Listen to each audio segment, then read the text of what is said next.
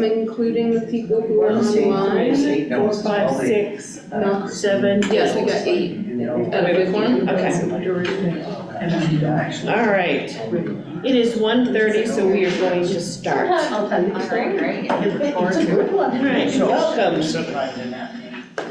Oh, Yeah, I never all right. So we're live, we can do that now? Yeah. All right. Okay, welcome everybody to the Maine Recovery Council. I want to welcome you all, those that are present and those are with us via Zoom, as the council members as well as people from the general public who are viewing with us today.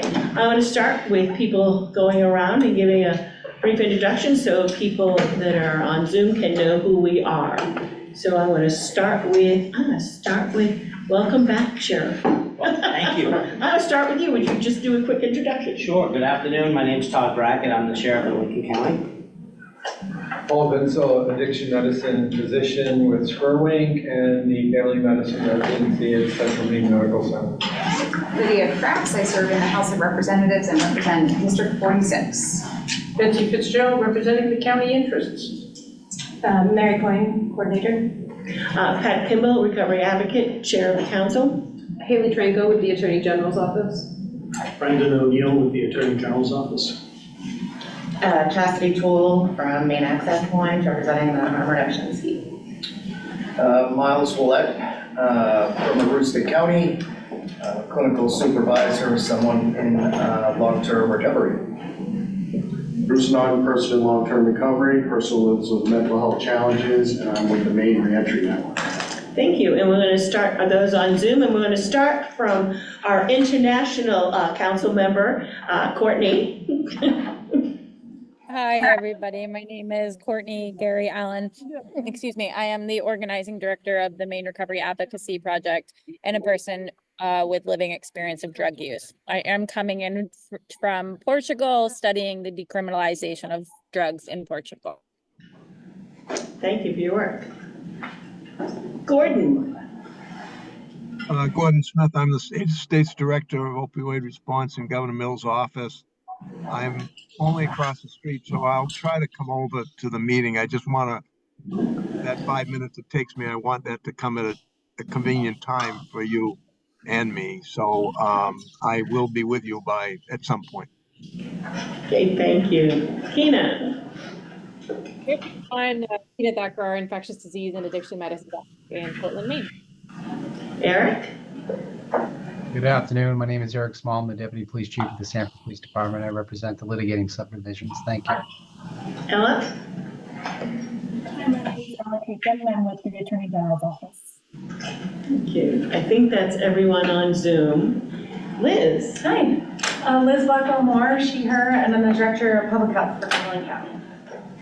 Thank you all. And again, thank all the visiting. I just want to review quickly the agenda because it's adjusted a little bit because of people are arriving late due to other commitments. So we'll do the welcome, we'll vote on the minutes.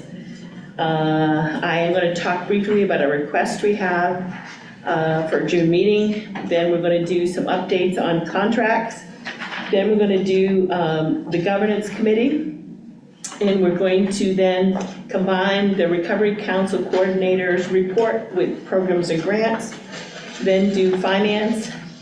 And then we're going to have a discussion on timeline and next steps, and also talk about the Governor's Summit and the role that the council will play at the summit.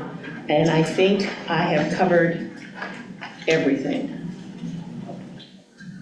for the agenda. So I briefly want to share with everyone that I had a discussion with a few members in regards to meeting management. And we discussed that it seems at times we repeat things. Rather than move forward, we do things in subgroups and then we turn around at this meeting and redo what we did in the subgroup here. So what we're going to try to do is narrow that down. So the work of the subgroup is research and defining and bringing their recommendations to the full council. We're going to try to get to you whenever possible materials in advance. That way you can review them and then we can get things more succinct in questioning and moving the votes forward more in the work that we do. I think we have to start trusting that the work done in the committees has been well-researched, and what they bring before the full council is a recommendation that didn't come quickly. It came with a lot of forethought and input. And so we're going to try to do it that way in order to get things moving and grooving. If you have any questions about that, let me know. Other than that, I will go to the next item. All right, thank you all. Okay, so the first order of business is that you all should have got copies of the minutes of our last meeting, and I'm looking for discussion and a vote. I make a motion to approve last meeting minutes. I hear a motion from Miles to approve the minutes. There's a little bit of a thing at the second paragraph, last sentence. Motion was made to table this consideration. There was a vote on tabling, and it did not meet the 3/5 majority required, so I withdrew so what happened was I withdrew the original motion for funding for that program. Right. It doesn't say that? No, it says with the 3/5 majority reached, the first motion was withdrawn. The 3/5 majority was not reached because we didn't have, Oh, I see what you're saying. we didn't reach it. So I just withdrew Okay. the original All right, I'll motion. fix that.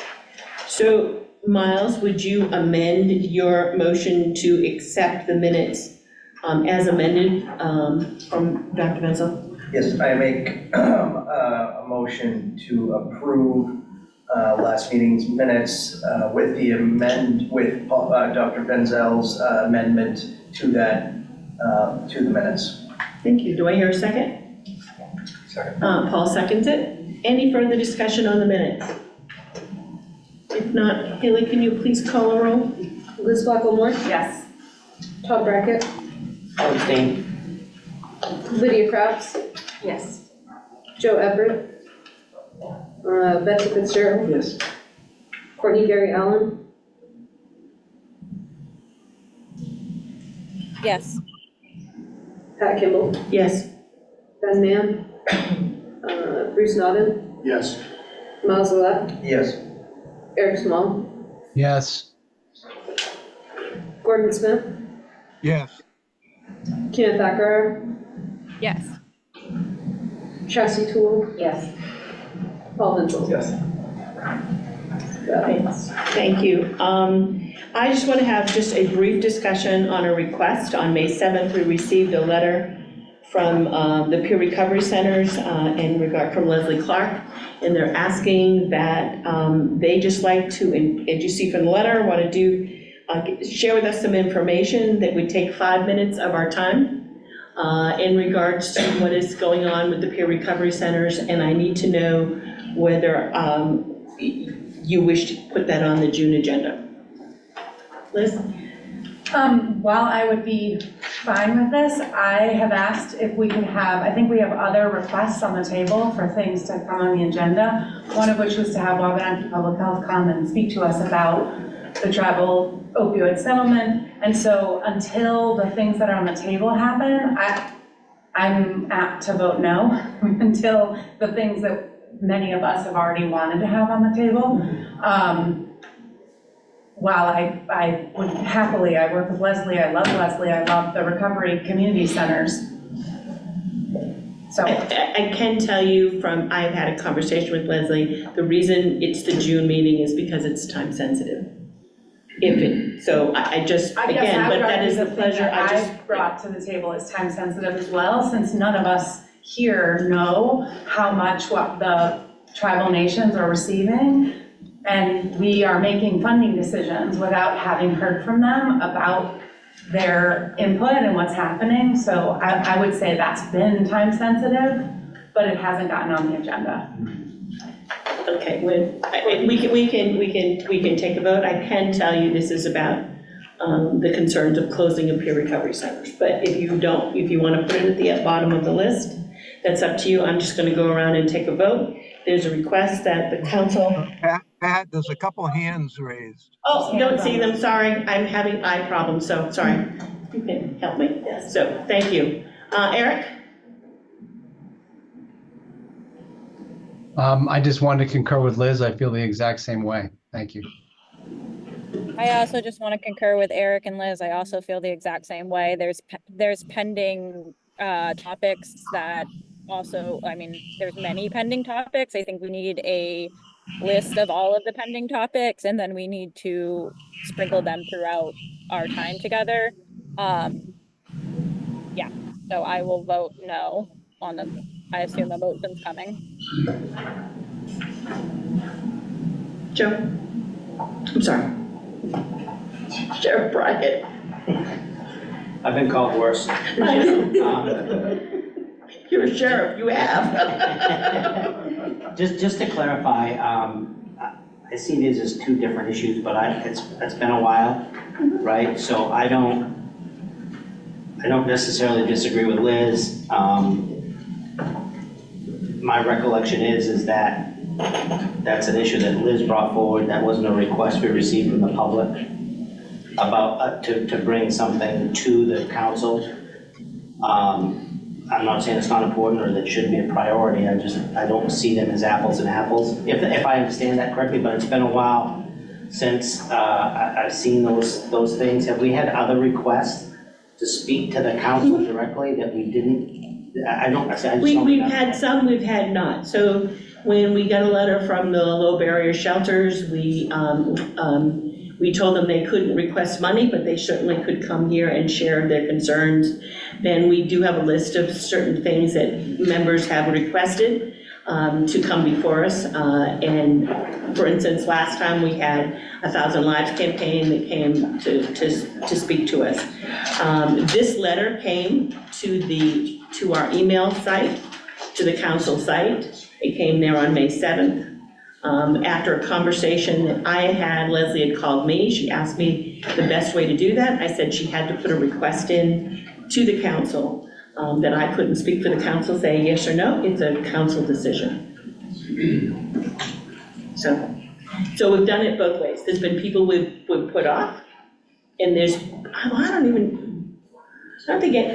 and there's people that we have let through, depending on the urgency. We thought low barrier shelters was an emergency because of the homeless encampments, and so heard them speak.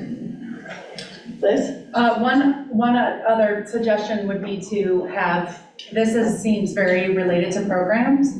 So it could be that it's a 5-minute conversation that happens in programs and grants, considering that it's about a funding request, as opposed to a full council in which the ones that are on the table are for our information as we make funding decisions globally. I think the ones that have been asked, I know Kina put forth a bunch of requested ones, as did I, and I'm sure there were others that wanted things too.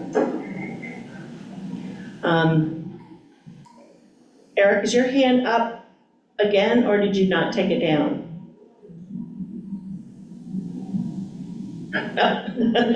I can't, someone put something in the chat and. Yeah, it's a note from Courtney for It's for the letter of legal discussion. It's a note. Oh, okay. I did take it down. Thank you for reminding me. My arm was getting very tired. Well, I will share with you that if you want to take a vote on it, if not, don't want to spend a lot of time on it. I do know that this was time sensitive. It was not a funding request. It was to share with you concerns on how the funding is for you to understand what's going on with funding with the peer recovery centers and their concerns. But we certainly can take a quick vote to put them on the June meeting or not, and then move forward. Sheriff Brackett. I can't remember, did Liz make a motion? No. So just to clarify, I think, to me, these aren't similar issues. They're separate issues. We have, for me personally, I have no problem for these folks coming and spending 5 minutes. I think if Liz or any other board member a council member has an issue that they want addressed by the council or information that they want, make a motion. Let's vote on it and get it done. I did make a motion, actually, on having Wabanaki Public Health, and we voted to have that list approved for moving forward, and it still hasn't happened. So I think that's where I'm getting frustrated with others coming forward, when we made a motion for that, and it hasn't happened. I think I understand your frustration. I didn't realize the motion. I apologize, Liz. But I would hate to see our frustration get in the way of moving things forward. Okay, so again, I don't want to spend a lot of time on this. We have a full meeting. I think the fastest way to do this is if you just, if someone would make a motion and then we vote on it and we can move forward. Gordon's hand is up. Oh, Gordon. Thank you. I'll be very brief. I'll premise this by saying I don't think there's any more enthusiastic supporter of the recovery centers than myself and Mr. Freisinger, who does the work at OBH with the recovery centers. There's a lot about this I could share, but I'm inclined to agree with Liz that I really want the council time to be spent getting us to the point of being able to receive these applications and these statements, these letters of intent from other organizations. There are a lot of compelling cases. You know, we've heard from, I could go through 5 or 6 that are urgent, and would say, we're going to close if we don't get to the council. I think we need to remain calm and focus on getting our money available to everyone, including recovery centers. The best thing we could do for recovery centers, frankly, is to continue our administrative work and get this money out the door so that the recovery centers themselves individually could apply for additional funding for those that feel that they need it before the state funding kicks in again on July 1st of 2025. And in the meantime, all the existing contracts are being extended through June 30th. So that's a brief summary. I'm going to agree, and just to move things along, I'll move that we deny the request for a June presentation. So there's a motion on the floor that says we deny the request to come before the board. Second. It's been seconded by Lydia. Any further discussion? If not, will you take a roll? Liz Blackwell-Moore? Yes. Todd Brackett? No. Wait. Sorry. Lydia Krebs? Yes. Betsy Fitzgerald? Yes. Courtney Gary Allen? Yes. Pat Kimball? No. Ben Mann, but I don't know that he knows what we're voting on. Bruce Nodden? Abstain. Miles Olet? I abstain. Eric Small? I apologize. Could you read the motion again, please? It's to deny the request from, I've forgotten the woman's name from. Leslie Clark. Leslie Clark. To deny the request, I'm a yes. Gordon Smith? Yes. Camp Packard? Yes. Chastity Toole? Yes. Paul Vinsel? Yes. So that's 9, so it carries. It carries, the motion carries. Thank you very much for your time. All right, and welcome, Ben. All right, so next on the agenda is Brendan O'Neill with contract updates. I'll keep it short. We did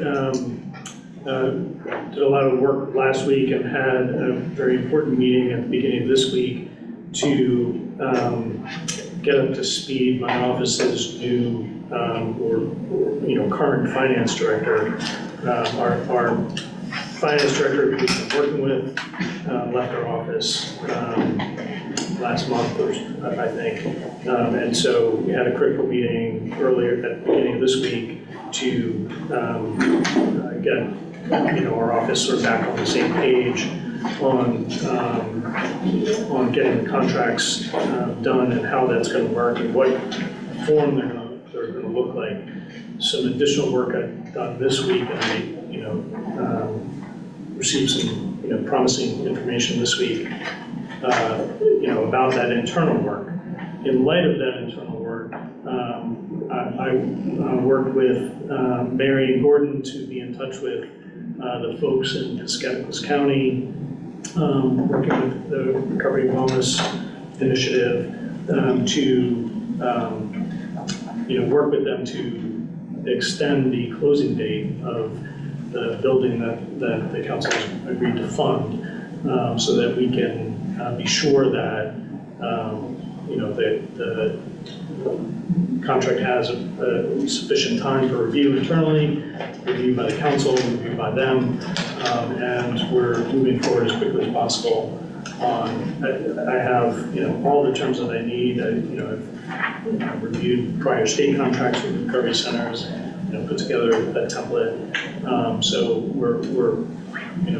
we've made a lot of progress. We're going to make additional progress this week on that. And once now that we have those sort of foundational conversations done, it's my hope that this contract will be a form of a template for the future contracts. The next ones of which I'm focused on are as I understand it from my conversations with Mary, I think are the SSPs.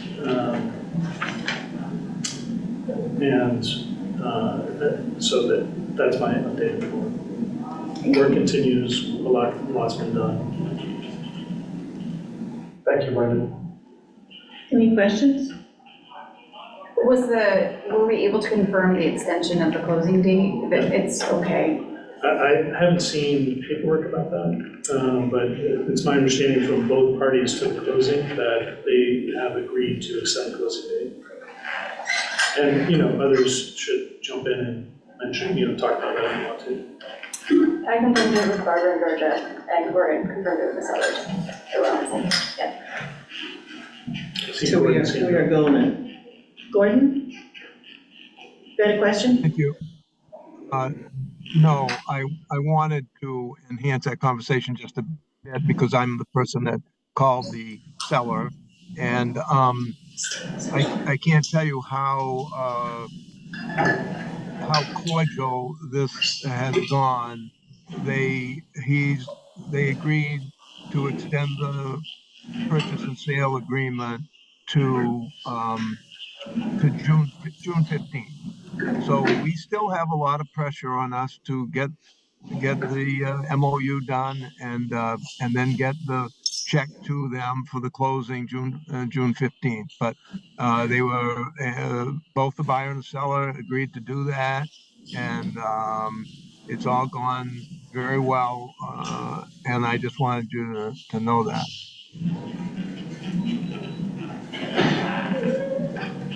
Thank you. Any other questions about contracts? We are moving, so excellent, thank you. Pat, I'm sorry, you said that very quickly. Any other questions about the contract? I don't think that Brendan mentioned the Tessa's House project that we voted to move the $1.1 million, you'll remember, from one place to another. And I had asked the owners of the nonprofit organization that owns that Tessa's House, which is the Tessa Libby Foundation in the town of Washington, to send all their legal documents to Brendan and Mary so that we could start work on that contract. Because you'll remember, we actually voted partially with the understanding that these beds on the first floor would open by September 1st. So we're again really working under a tight deadline. And I'm pleased to say that all the legal documents that we requested arrived about 2 hours ago. So it's not fair to ask, and there's quite a lot in those attachments. But we have them now. Mary, Brendan, and I will all be working on it, and so that's where we stand with the possibility of funding the 8 detox beds on the first floor and 8 to 12 or maybe even 15 beds on the second floor for residential treatment. And that's women's only, right, Gordon? I'm sorry? It's a women's program, correct? Oh, yes, I should say, it's women right now. It might eventually be women and children, as we do at the Macaulay houses. But, that program has been organized to focus on women's recovery. Yep. Thank you. Can I add to this? So the other portion of that, the 400,000 with Franklin County, I have a meeting with them next week to discuss that planning process. We don't have the contract yet, but to hear what they're thinking and how the council can support them. Also as a municipality that's received money and now council support, wanting to make sure that we're doing what we can there. And I've also talked to both Peter L. Fund and Maine Youth, to Mayan, and we'll move forward with independent contracts. There was a little bit of a discussion around using Mayan state contract, but we're gonna move forward with council contracts for those too. Okay, further discussion on contracts? I didn't see any hands, thank you. We're gonna switch things up a little and we're gonna have a brief discussion on the governance committee and the suggested changes. To refresh your memory, a couple months ago, there was some requests to change some of the bylaws. And we voted as a group to make those changes, except there was a question on the changes about, and I forget which section it is, Brenda knows. And you wanted to go back to the governance committee to make those changes. We went back and voted to change them, and Brenda, I don't have the exact wording. Do you have the exact wording in those bylaws that we wanted to change? So I'll just read it out. In section 4.6, the proposal is to delete the first sentence, which says, public notice shall be given of all meetings of 3 or more council members. So that with that change, section 4.6 would now begin with, notice of all meetings shall be made in such a manner as to comply with Maine's FOA, with the statutory citation. And the council, the governance committee voted to make those recommended changes to the council. So I'm looking for a discussion and a vote on the change of the bylaws. Courtney? Thank you, Pat. I just want to clarify that the governance committee did not unanimously recommend that. I dissented, and I'm not gonna take much of the council's time on this, but I do just want to make sure that everybody understands why I voted against this. My concern is that I have operated on many public bodies that are bound by FOIA, including the city council in Augusta, as well as, being in the legislature. I've never been a legislator, but being in the legislature, both of those bodies are bound by FOIA, and I have never heard of this rule that you cannot talk to other members of a body about matters before you come to a public meeting with it. I respect our council's opinion on this. I've received different opinions from different lawyers. And so I will be voting no, because if this body is going to operate like that, then everybody in the state of Maine should operate like that under those rules.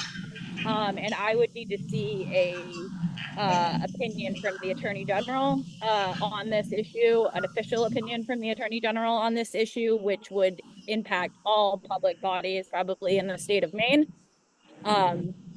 I can call a fellow council member to talk about issue that's up and coming. I just, if you can't, then I feel like we've upended politics across the entire state of Maine.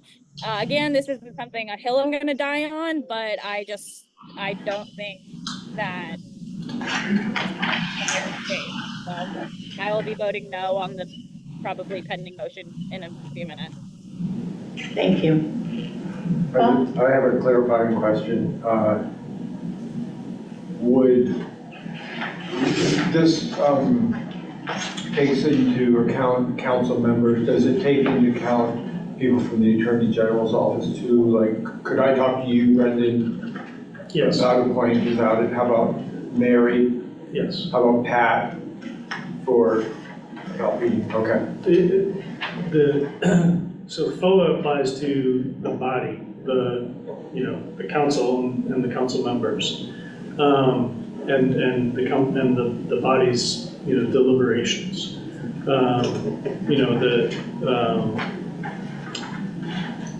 If a council member is talking with, one of the staff who, works with the council,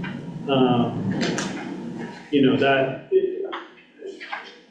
you could look at that as because that staff person doesn't have any authority with the council to vote on things, one way to look at that could be that,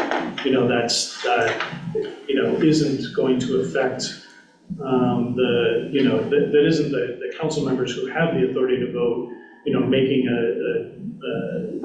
some kind of decision about the council's business. So, that's at least how I would look at that. I should be more, clear with my answer. The FOA, is, the law, you can all go read the law. There's not a lot beyond the law for guidance. There's not a lot of case law. There's some. I provided a case to you, as part of my email the other day. There's some guidance from the FOA ombudsman. I looked at all of those. I think, if you watch that video to the Lewiston City Council that the ombudsman, made as part of her presentation, she'll say that, there aren't bright lines, there aren't clarity about things. So questions like that, I think is a good example of, the interactions that the council members have with others, whether it's other council members or other people, will be sort of fact-specific about the application of FOA. And there's gray areas, and to some degree, it's going to require, interpretation.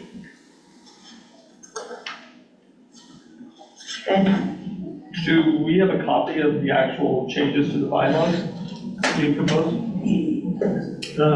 I think they were sent. I think it was sent in the March meeting. I don't know if it was resent, like the original meeting it was brought up, but It was sent to the March meeting to go back to the governance committee. The governance committee reviewed it, and again, with one dissenting vote, voted to bring to the council that we follow the recommended changes.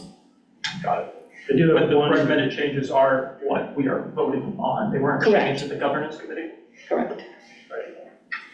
And does this follow-up clarifying question, because I could envision the council seeking to clarify legislative intent in the future through something on mic with the legislature, but would that be possible in the future? I guess that's irrespective of changing the bylaws now or does changing the bylaws now sort of preclude us from actually trying to I don't know if there's anything to clarify here, because we're interpreting FOIA's statute, but seems to be a differing interpretation depending on what public forums are applicable to that statute. So I don't know if there's anything to clarify, but I could envision us trying to publicly say that we could take such actions that we're going to vote on here that are not allowed. Does that make sense? Or I guess it's a hypothetical in the future, but Are you asking if it's possible to seek clarification from the legislature? Yes. On this issue about whether a meeting of 3 or more council members requires a public meeting, or whether there's any number? Yes. Don't you have to say that differently, Brandon, respectfully, right? Three of us can get together and have lunch and talk about anything. Right. We can't get together and conduct business that should be conducted at a meeting. That's correct. That doesn't mean we can't talk about the meeting, it doesn't mean we just can't conduct business. It means that, let me answer Ben's question first. In terms of seeking clarification from the legislature, there is a right to know committee, which FOA establishes, and it begins its work, I think, when the legislature is out of session, and it considers proposals, as I understand it, to changes to FOA. The ombudsman, I would suggest, is the person to contact for making those kinds of suggestions. Having said that, I will point out that she just gave a presentation to the Lewiston City Council, which, you know, matches pretty closely the advice that I'm giving. So I don't know that, you know, you'll get a different answer from her, but she may be in a position to say, this is a good idea that the Right to Know Committee, you know, should bring this issue to the legislature and consider whether or not there should be some change to FOA. I think Gordon has a comment up there, and I apologize, my cataracts are the point I cannot read that. It's 13. Is it Courtney? Yes. Okay. Yeah, I don't have anything to add. Okay, that must be, all right. Sheriff Brackett's, did you get what you needed? Yeah, I think so. I mean, I think, I mean, you can interpret this any way, you know, until we're dead, but, you know, I think as long as our intent is not to subvert the intention behind, you know, Maine's freedom of access law, we should be okay. Yeah, the basic point here is the change, I'm suggesting that the change is necessary because there isn't a magic number in FOA of the number of members of a body that get together and talk about the matters, the transacting of the business of the council. The better reading that I'm suggesting is that anytime members of the council get together and talk about the transactions of the functions of the council, which should be read very broadly, then that probably needs to be a public meeting. And because there's no magic number, that's why I'm suggesting that change in the bylaws, just to remove the reference to 3 or more. Whether or not, you know, 2 of you or more get together and talk about something, whether that something rises to the level of the transactions of the functions of the council, you know, I've given you some information that can guide you on that, and I'm happy to talk further about that. And the presentation to the Lewiston City Council directly addresses that. It's meant to be considered pretty broadly. It's frustrating because it's cumbersome, but the public interest is in knowing what leads to the council's decisions. So I'm going to, for meeting management, take one more question, and then we either take a motion to vote on it, or we will take it back to the governance. But for the sake of meeting management and getting it through, Courtney, I think your hand was up. No, it's fine. I just was gonna say that I put a comment in the chat. I had run this through the council for the city of Augusta, and he just said that he just completely disagrees with the interpretation of FOIA as it's being presented to us, and that the intention of FOIA is like the limit is I can't whip this committee, right? Like I can't call each and every one of you and say, hey, like I want you to vote yes on this thing, and then make sure that I have the votes before I come into this meeting, which honestly I think has happened on this committee, so I can see why Brenda is a little concerned. But I just, again, not a hill I'm gonna die on. If it passes, it's fine, but I think the legislature should weigh in. Okay, so I'm either looking, thank you, Courtney, I'm either looking for a motion to accept the recommended changes, or I'm going to recommend that it go back to governance. I second it. Okay. What's the motion? Sheriff. The motion is to accept the governance committee's recommendation. Okay, and then thank you, Sheriff Brackett, and thank you, Gordon, seconded. Any further discussion? If not, will you take a roll call, please? Would you please read the motion? To accept the governance committee's recommendation. Read that exactly, please. Oh, it's a deletion, so, I mean. Can we be more specific about the motion? Because I think the governance committee's recommendation was to accept the change to section 4.6 of the bylaws. Mm-hmm. As suggested by. Okay, so that's my motion. So and do you want you want that suggestion read, Eric? Is that what you're saying? No, I understand it now. We're good. Okay. Can someone just say the motion? Oh, sorry, we tacked on pieces. So I would move to accept the governance committee's recommendation for changes in section 4.6 of the bylaws. And I second the motion. Okay, it's been moved and seconded. Is there any other discussion? If not, will you please call a roll? Liz Blackwell-Moore, Abstain. Tom Brackett, Yes. Lydia Crafts, Yes. Joe Everett, Betsy Fitzgerald, Yes. Courtney Gary Allen, No. Pat Kimball, Yes. Ben Mann, Abstain. Bruce Nodden, Yes. Miles Willett, Abstain. Eric Small, No. Gordon Smith, Yes. Keena Thackrar, I abstain. Chastity Toole, Also abstain. Paul Vinzel. Yes. So that's 7 for, 2 against, and 5 abstentions. Did we resolve whether or not abstentions count for or against a motion? The bylaws, the short answer is, the bylaws say it's the number of members present, and not the number of members voting, with the effect that abstentions equal, work against passage. All right, so we only have 7 out of 14, so. The motion does not pass. And the motion does not pass. Thank you very much. We'll take it back to the governance. Thank you. Can I just ask you to clarify? I don't want to beat this horse. No. The motion didn't pass because people haven't seen it or because people disagree? The motion didn't pass, I don't but we did understand have. it, I'll be honest, and I know for meeting, people want to move forward with it, I just don't understand, so that's why I'm abstaining. That's where I'm at. So according to our bylaws, we didn't have enough yeses for the motion to pass. Okay, yeah, I just didn't understand what the. Yeah, whether it and was- so the whether part of the thing was, at the last meeting, we weren't sure if abstentions counted in the number of people attending. They do count as the number of people attending, which means that's how the vote goes. So that will go back to governance, but thank you for asking the clarifying question. All right, so Joe Everett sends his apologies. At the last minute, he had to do something that was for his family. So Joe is not here for the planning and grants, so we're going to ask Mary to lead that discussion about programs and grants along with her.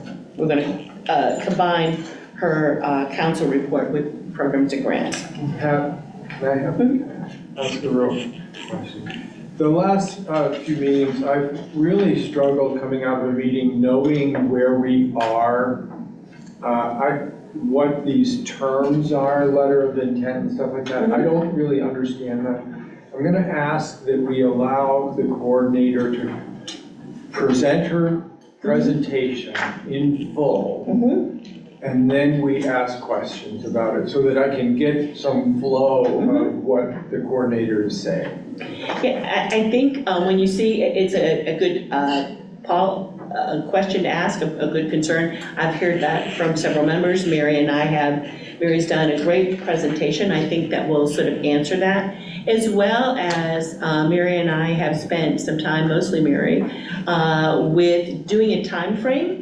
So we actually have a timeline that we can see where letters of intent, applications, and an approximate timeline when these will hit the public and be moving us forward. So when you see, I think, a combination of all of that, things will begin to come in place. But a request has been made that we let Mary do a presentation and ask questions afterwards.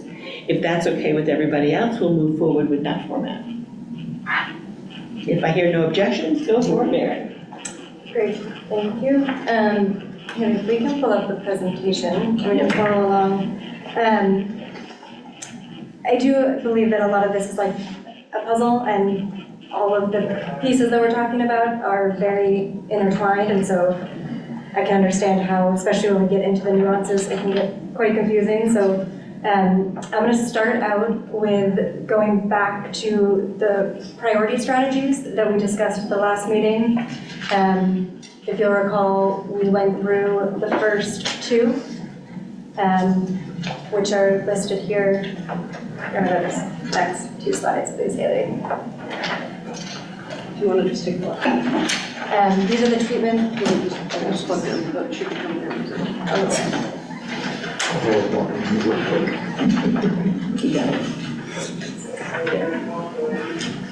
These are the treatment priorities that were approved. The recovery support. And then the last pillar is harm reduction that we need to discuss.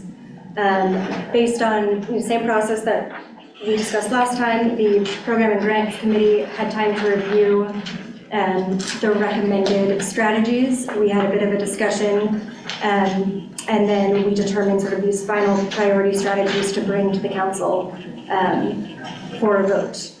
And as a reminder, these will be included in the grant application as the priority strategies that we will weigh more heavily when reviewing the applications, but we're not limiting grant applications to just the strategies that we discussed today. I think it would be helpful if we vote on this first, actually, before we get into the details of the grant and the letter of intent. So I'll turn that over to you, Pat, for. So all of you have before you the recommendation for the priorities. Is we voted on treatment last time, strategies, and this is the last strategy that let me back up a little. In order for the letter of intent to go out, we were hoping to have the priorities set. We know that, and we'll discuss it a little bit later, that prevention will not be part of that because their subgroup hasn't had the opportunity to determine the priorities and how that is. So what we're asking for you today is, and for those of you online, I'm hoping you were able to open your emails and be able to see this. These are the priority recommendations that we determined from, if you remember, the big flow chart that Mary had put out that showed the community, the council survey and all the results. And she combined them into these three priorities. And so these are what's before you. So I would ask that we have a discussion and a vote on these priorities at this time. And as a reminder, the Grant and Programs Committee had discussed, the potential to limit the number of priority strategies to, we discussed 3, 5, there were various numbers. And at the last council meeting, there was some variation in how many strategies we were recommending per pillar. So this is the fewest strategies that we have, just so that everyone knows. I can start by reading the first one if that would be helpful. Yes. And we can vote on each. Great. First priority strategy, expand access to comprehensive syringe service programs by providing funding support for staffing and infrastructure expenses, peer support services, referrals to treatment, wraparound services, etc. I make a motion that we accept the harm reduction portion. The whole, all. Oh, we doing one at a time? Is that Can we do it all at once rather than? Yep, why not? Oh. Great. All right, I'll finish reading them. The second priority strategy, invest in community-based overdose education, naloxone distribution, drug checking initiatives, and wellness kits for people transitioning out of the criminal justice system. The third priority, support mobile units that offer or connect individuals to harm reduction services, treatment, recovery support, primary care, and medication for substance use disorder, especially in rural areas of Maine. And then another category as we discussed. So I make a motion that we approve these strategies under the harm reduction pillar. I'll second that. I hear a second. Discussion, comments. Courtney, I think has her hand up. Just a quick point of clarity. Mary, did you say that the other strategies have more, or do they all have 3? The other strategies have more. We have 4 for recovery support, and 3 for treatment. There is. So one has more, one has the exact same number. Okay. So treatment had 3. And recovery support had 4. and we don't have prevention done yet. Could somebody flip the PowerPoint to recovery, please?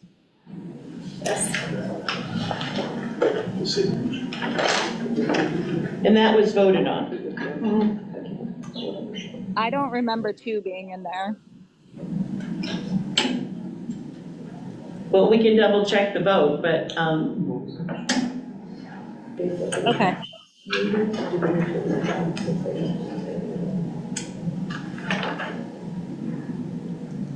I would say so. so what we do for the sake of time is that we've already voted on the recovery support, so we'll have Mary research that for us and get back to us at another date. But right now, I'm asking discussion and vote on the harm reduction. But we can certainly research that. If there's no discussion, oh, Courtney, is your hand still up, or you got another question? No, sorry, it just didn't go down. Okay. All right, if I don't hear any other discussion, can you call a roll, please, Haley? Yep, Liz Blackmore? Yes. Todd Brackett? Yes. Lydia Crafts? Yes. Joe Everett? Betsy Fitzgerald? Yes. Courtney Gary Allen? Yes. Pat Kimball? Yes. Ben Mann? Yes. Bruce Nodden? Yes. Miles Alec? Yes. Eric Small? Yes. Gordon Smith? Yes. Keena Thakkar? Yes. Chastity Toole? Yes. Paul Bitzel? Yes. 14 carries. Motion carries. Thank you very much. We have priorities in harm reduction. Thank you very much, and we'll research that other one and get back to you. All right, Mary? Great. So these priority areas will be added to the letter of intent now that we have them. So the letter of intent, the Programs and Grant Committee reviewed and discussed a draft at the last meeting. There had been several discussions around the content and where in the process of the grant application this letter of intent would fit in. So after all those discussions, we came to a final draft to recommend and present to the council today. That draft was printed, so you all have it. And as part of the motion from the committee, we translated it into Qualtrics. That was a recommendation from myself and the staff. One, it's a software we pay for already, and it allows us to view each of the responses in a really easy and straightforward way, and especially as we look at the letter of intent more as a survey than as the substantive questions that will be included in the grant application. It was my recommendation that we use Qualtrics, and that way we can also, again, look at the data and share that and manipulate it as we wish, because the questions are fairly straightforward. And you'll also see that we have only the 3 pillars that we've discussed strategy areas for. We've discussed in the committee meetings, and I believe as a council, that prevention, with the prevention work group, discussing strategies and priorities to bring to the council as a recommendation. We're not going to move forward until we have that recommendation from them and they have a chance to do their report. And Liz has been working to convene that group. And so we've discussed a funding opportunity specifically for prevention work, probably later this fall, and that would go out as sort of its separate pillar and separate application, and anything else at the time that the council feels is appropriate. You go ahead and finish and I'll ask it. I'm all set. You go. What's Qualtrics? I don't know what you mean by. Remember when we did the survey before the public forum? Yeah. We had to pay for an annual subscription to Qualtrics to test the. Okay. So it's a software? Yes. Thing? Okay, all right. Which is usually designed for surveys, but because this gathers information similar to a survey, it worked well. Formatting it did not work as well, but I'm learning. All right. Do I need to share a different screen? Or will this just go? I've never tried to click on the link on the screen. It does not appear to be showing the same screen.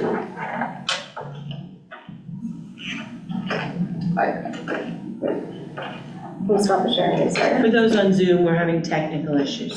So this letter of intent may go out without the prevention piece initially, and then so we won't wait for that.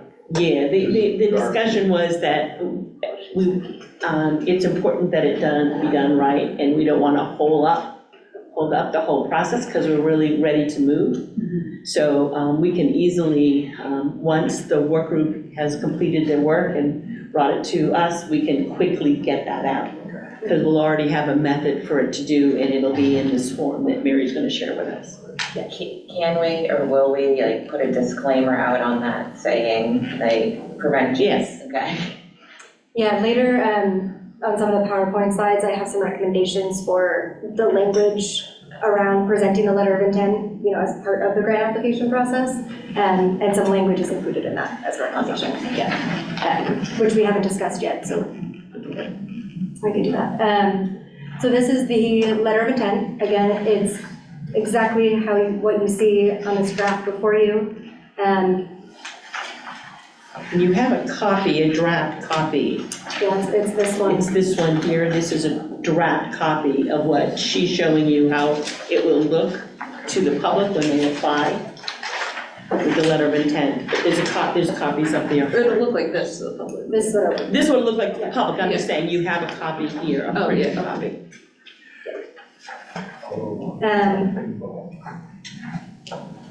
Pretty straightforward. We have type of organization. You can select all that apply.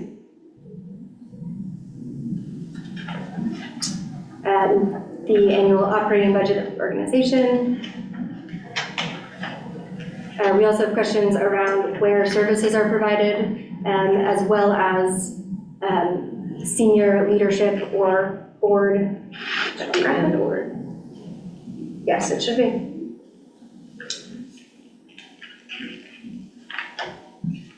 And there was also a note from Courtney, I believe, that we need to add into this also people who are in recovery, people who use drugs, and people with lived or living experience of substance use disorder. The lived or living experience great. instead of all of it together. It's the same thing. Yeah, mine was either or. Like, I didn't know. I was particularly looking for Chastity's opinion if she thought it was best to do two separate ones, people in recovery and people who use drugs, or that is people with lived or living experience of substance use. I think lived or living is fine. That feels safer for people, so they don't have to read out and say, like, I use drugs. Not everyone feels safe to do that. Okay. So those two changes will be made to this question. I think at the very least, we need to have an opt-out for people that would prefer not to disclose that information.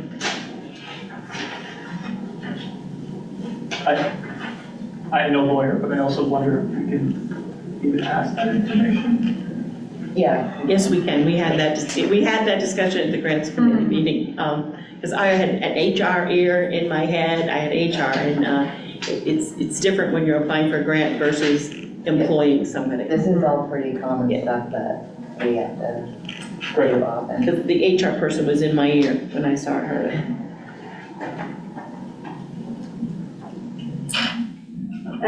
A similar question, will your organization provide services to the following populations? Again, we'll add the drop down of people living or lived experience. Yes.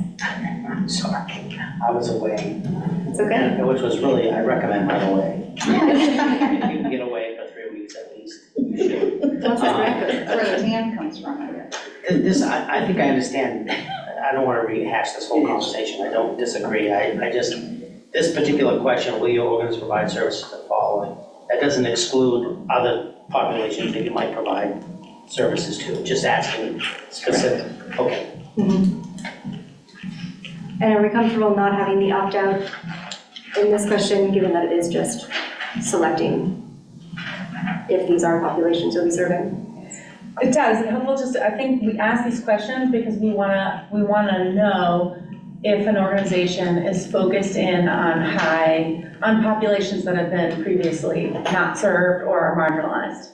And so we may decide as a group, like, we will, if we're weeding anybody out in this process, that we may wanna not weed out those who are providing these essential services to folks who've been marginalized. So I think that's the purpose of asking that. Makes sense. Thank you. And I mean, it sounds like you all discussed this at length already, so I mean, For several meetings. Yeah, so sorry for stepping in that, but if you all considered an opt-out for question 7 and decided against it, that I think I'm fine with that, but I also, it feels different than question 8 to me, and I think people. Yeah, question 7 and question 8 are very intentionally different. So question 7 attempts to center people who have been directly impacted by the actions of Purdue Pharma and others. And then question 8 seeks to see who they serve. Like if your leadership is not one of those communities, that's fine. It's not a requirement. I brought this forward and was very opinionated about question 7 because I think it's really important for this council to know. It doesn't mean that we have to fund only them, and it doesn't mean that they're more important than people who provide services. It just means that for me, it's an intentional effort to make sure that we're not only saying that we support folks with lived or living experience, but that we can also track how much money ends up in the hands of organizations led by those folks. That all makes sense to me. Question 7, I think, may identify specific individuals, which question 8 would not. I personally don't think it will, because we're not asking for names. Just like, I don't know if Mary has it, but I shared an example with her of things that we pick, and it's literally just like percentages. And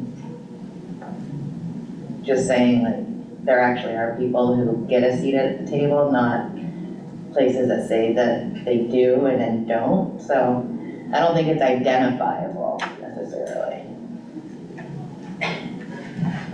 And there will be a similar question or opportunity for a similar question in the grant application, and so we can always discuss if it doesn't feel appropriate to include it in that.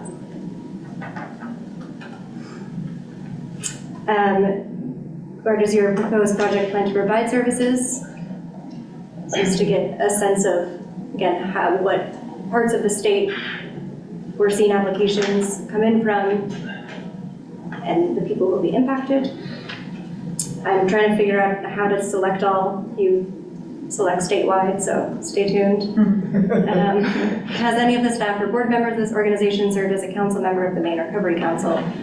This was a disclosure question that was requested to be included.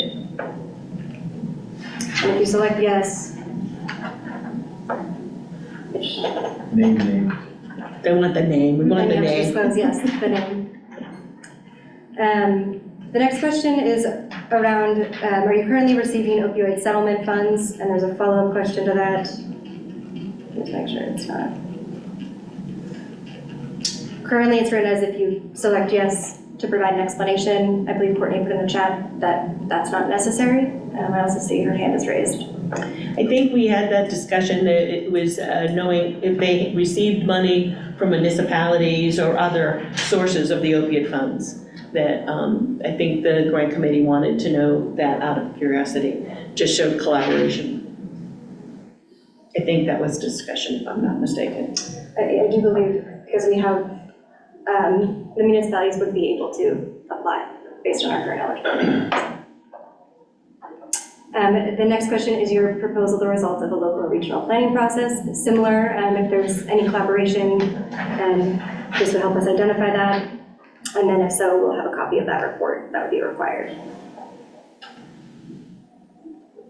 Those are all sort of the organization overview questions. Now we're getting into the project questions. Before I move on, are there any last comments or feedback around what's been discussed so far?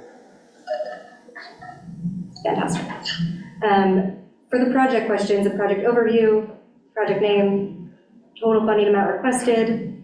I will say here later on when Ben has a chance to chime in and do his finance report and we discuss the budget, I would recommend that we include a maximum amount that folks can apply for, and have that be consistent in both the grant application and the letter of intent so that it feels like a feasible comparison and we give that benchmark to people right off the bat.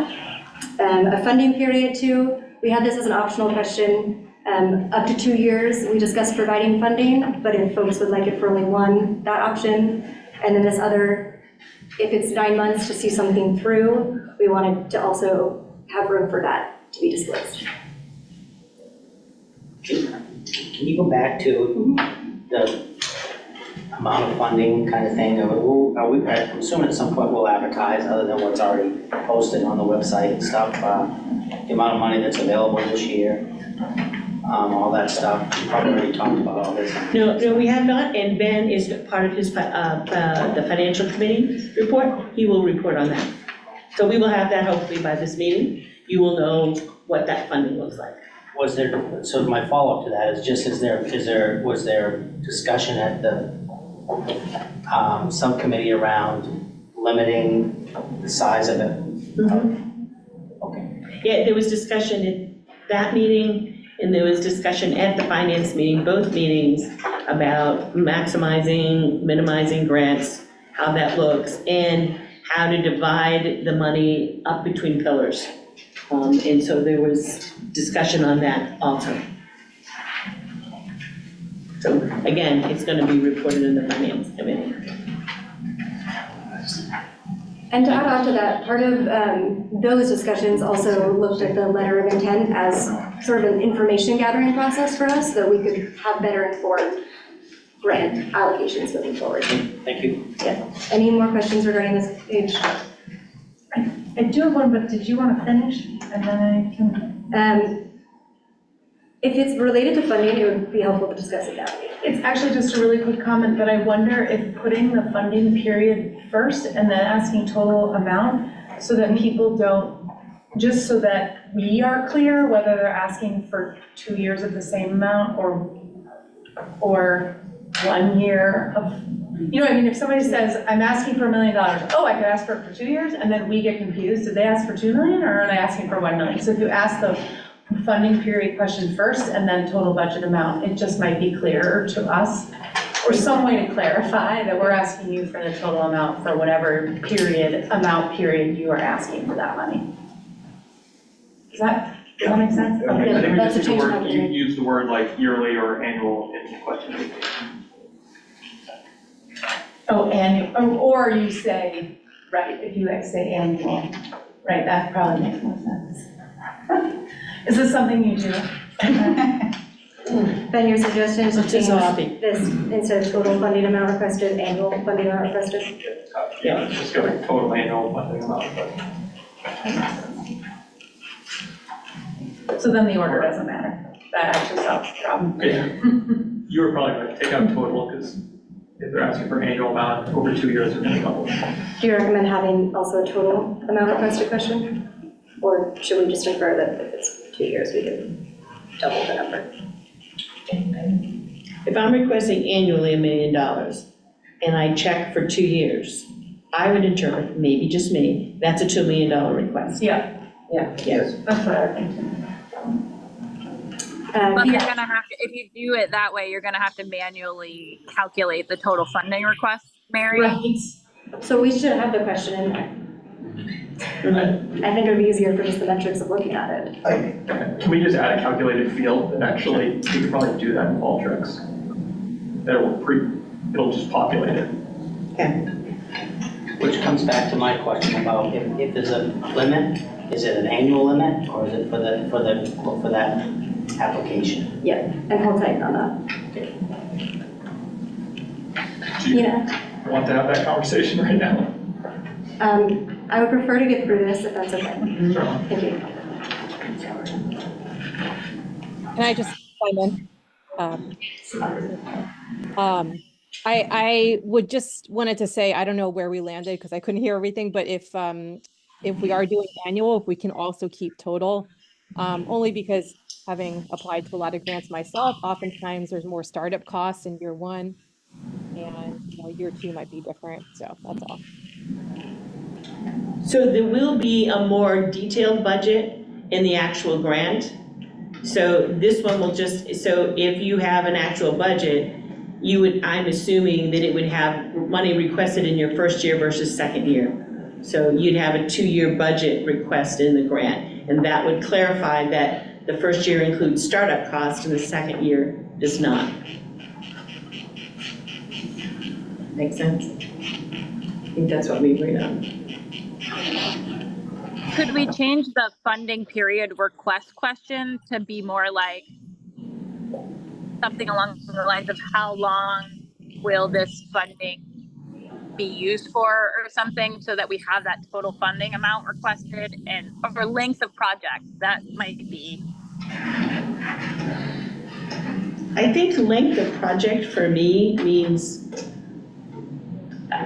a whole different thing than funding request. If I'm funding request for 2 years, if I hear the thing length of project, I'm probably going to say, for the next. It seems to me you're looking at the longevity of the program versus you're looking at a particular funding period. But I don't know. I think, I don't know. I do think it's a good point, because I think we're going to want to be able to calculate and understand how much funding is being requested and how much funding is being requested on an ongoing basis after the letters of intent. So I think if the council is comfortable, I think we can work on this. I think we could have like a total one-time funding amount requested, total annual amount of funding requested, and then have 1 or 2 years, and then a calculated total at the bottom. Okay, so what we're going to do when we take the vote to accept this letter is, in that motion will be that this funding section will be worked on between Mary and Ben, with taking in the suggestions that we had today, and the different wording, and being much clearer in regards to the funding requests and the years it's requested in. Okay.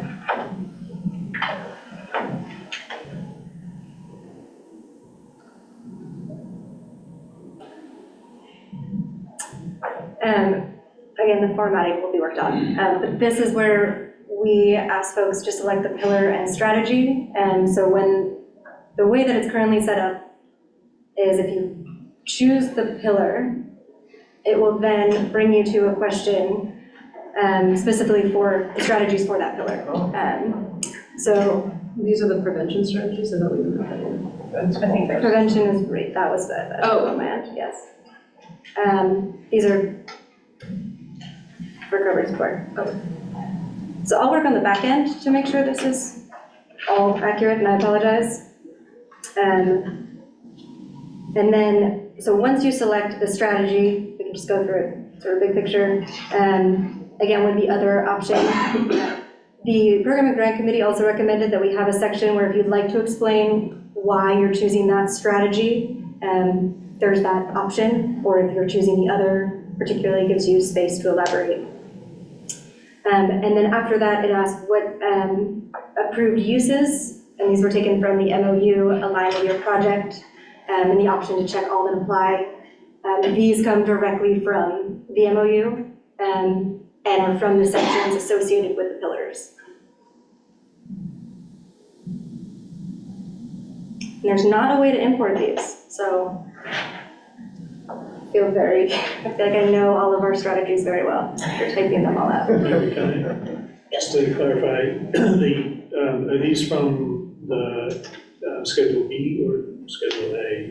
Schedule A was the priority items. Yeah, they're from Schedule B. I did look at Schedule A, and if there was any gaps, I included that, but the Schedule B elaborated further on the types of programs and strategies, and it was a far wider range of programs, so I included those. Again, this will be the the same format. Oh, Courtney? I think this looks great, Mary. You're doing a wonderful job. I was just gonna wonder out loud. When I do like big surveys like this, I usually do like a beta test phase where I have 10 people look at it and go through it before it goes live to the general public. So I wonder if maybe we could beta test it, just double check everything. Then you could delete the data at the Yes, most definitely. And then after that, it's a brief description of the project with the questions to consider and hopefully answer. How will your project assist in combating the opioid epidemic? Explain how your project is evidence-based or evidence-informed. And then how does this project meet needs not otherwise met or fill gaps in current resources with a limit of 350 words. And again, the format can be changed. But this is the project narrative question that was included, and the last question recommended by the Program and Grants Committee to go in the LOI. Are there any questions about this part? That's fantastic. Does it stop at 350? No, it doesn't. It's the survey or the narrative response, so I don't know when it stops. My question is, and it's a weird one. Can you do spell check in the 350 pace? Because I used to apply for a grant all the time and every other year, and the program that they used, you could never do grammar or spell check, but you could cut and paste, so that's what I usually did. Yeah, it was kind of. Yeah. I'm just curious if it will. I mean, it doesn't notify you? No, it didn't notify you or anything, so she's like. That one, this one doesn't. Yeah. Yes, the spell check is wrong. Okay, excellent, thank you. Nice job. I can tell you that the Programs and Grant Committee and Mary have done an amazing job at getting all of this done and to a point that it is ready to be voted on and released. Courtney?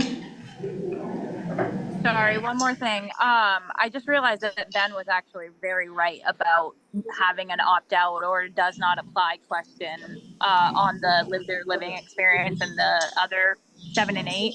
And the reason why is because on the backside of Qualtrics, you're going to be able to pull like a graph, and you'll be able to see like a percentage of applications were from people with lived experience, were from X, were from X, were from X, or I think none would be an important category to be able to capture in that data in the background. Okay, so your recommendation is to have both prefer not to respond and it does not apply? Am I hearing that correctly? One or the other, maybe like does not apply. Okay. And are you comfortable with that? Okay. This is for question 7? And 8. Yeah. So the notes that I have, there's one of the questions needs to say and or adding lived or living experience of substance use disorder as one of the drop downs for 7 and 8, as well as does not apply. And then also including a total amount requested in the project overview, in addition to the total annual amount requested. But we still need to discuss if we're going to have a length of funding question. Is that true? One more time. We're still going to discuss if we need a length of funding question on the letter of intent? Okay.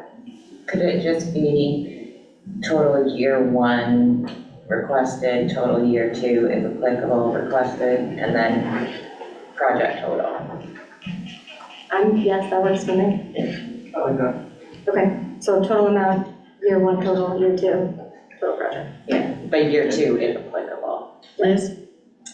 This is so great. I'm excited. I have one thought on just the question about the 350 words is like not very many, and I think it's great. I think I wouldn't want to add more. I'm wondering about this question about how will your project assist in combating the opioid epidemic when we ask so much up above about the MOU and which pillar, and I just feel like it's a little bit of a redundant question to give people a little more opportunity to describe their project in the 350 words without making more words. But I just wonder if people feel okay. I know the grants committee went through it. I wasn't there on that day, so I apologize for trying to redo their work. But my suggestion would be that we maybe remove that question Do people feel okay about that?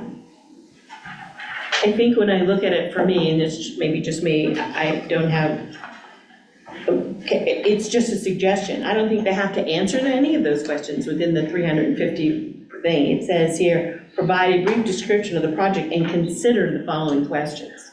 So they're considering those questions. So if what I'm adding doesn't particularly go to any of those, that's just a suggested start.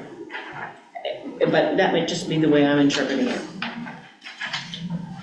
I mean, when I write these, if there's a question, I will answer it.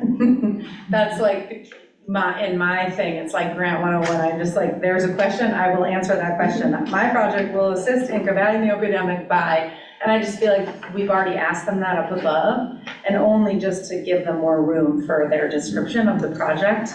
But again, honestly, it's fine. If people want to keep it in, I'm totally fine. I almost wonder if we need any of them and just let people describe their project, like the evidence-based, evidence-informed. All the strategies, approved uses are already there, so we're gonna be able to see that anyway, so I don't know that we need any of them, just description of your project. The only reason I would say the evidence-based, evidence-informed is that within those MOU things, there's a lot of room for things that match that, but don't So necessarily maybe keep have. that one, but it, like, And the meeting the needs one is just so to have them say, I feel like if you're describing your project, you're gonna say why you're doing it. oh, Anyway. I agree, but I wonder if I want to hear from them, have they figured out how it fits into the, sort of map of all the things that are going on, where they can say like, our harm reduction resource here has not been funded enough to do what it needs to do, or some way to know that they have some connection maybe to others. I could go either way, so I'm sorry, I'm not trying to. So remember, this is the letter of intent. This isn't the actual application. Right. So, Courtney, you had your hand up?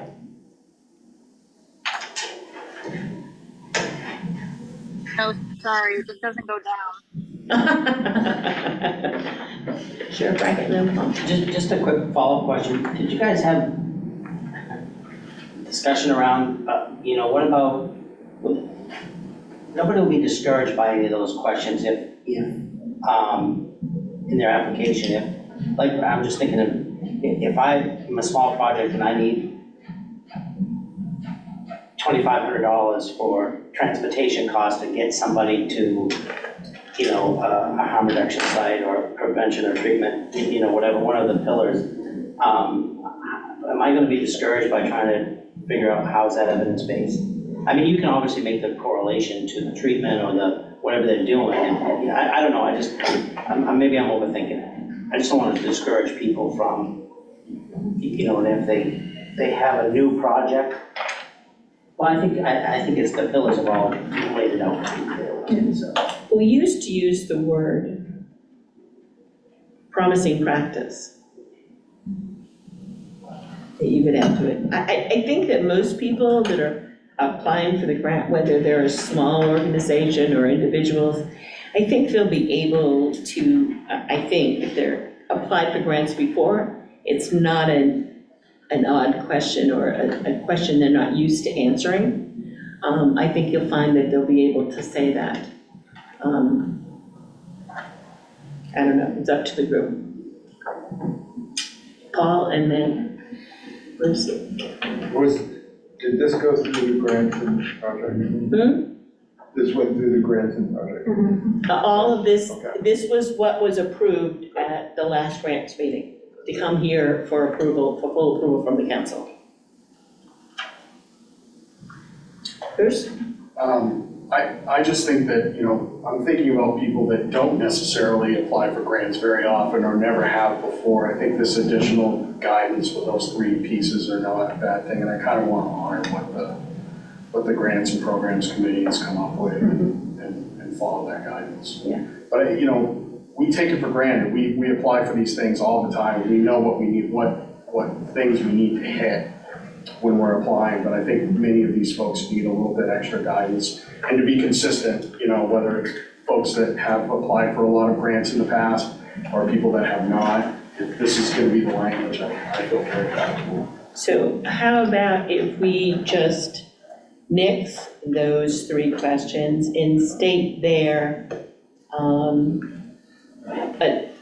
please make sure that your brief description meets the criteria of, and I'm wording it all poorly, the MOU. So it's a reminder of all the things that are in the memorandum of understanding, and maybe even a link put there to make sure that they see that, so that they're addressing it. So if I'm looking at, say I'm somebody looking in, I'm just picking this at random.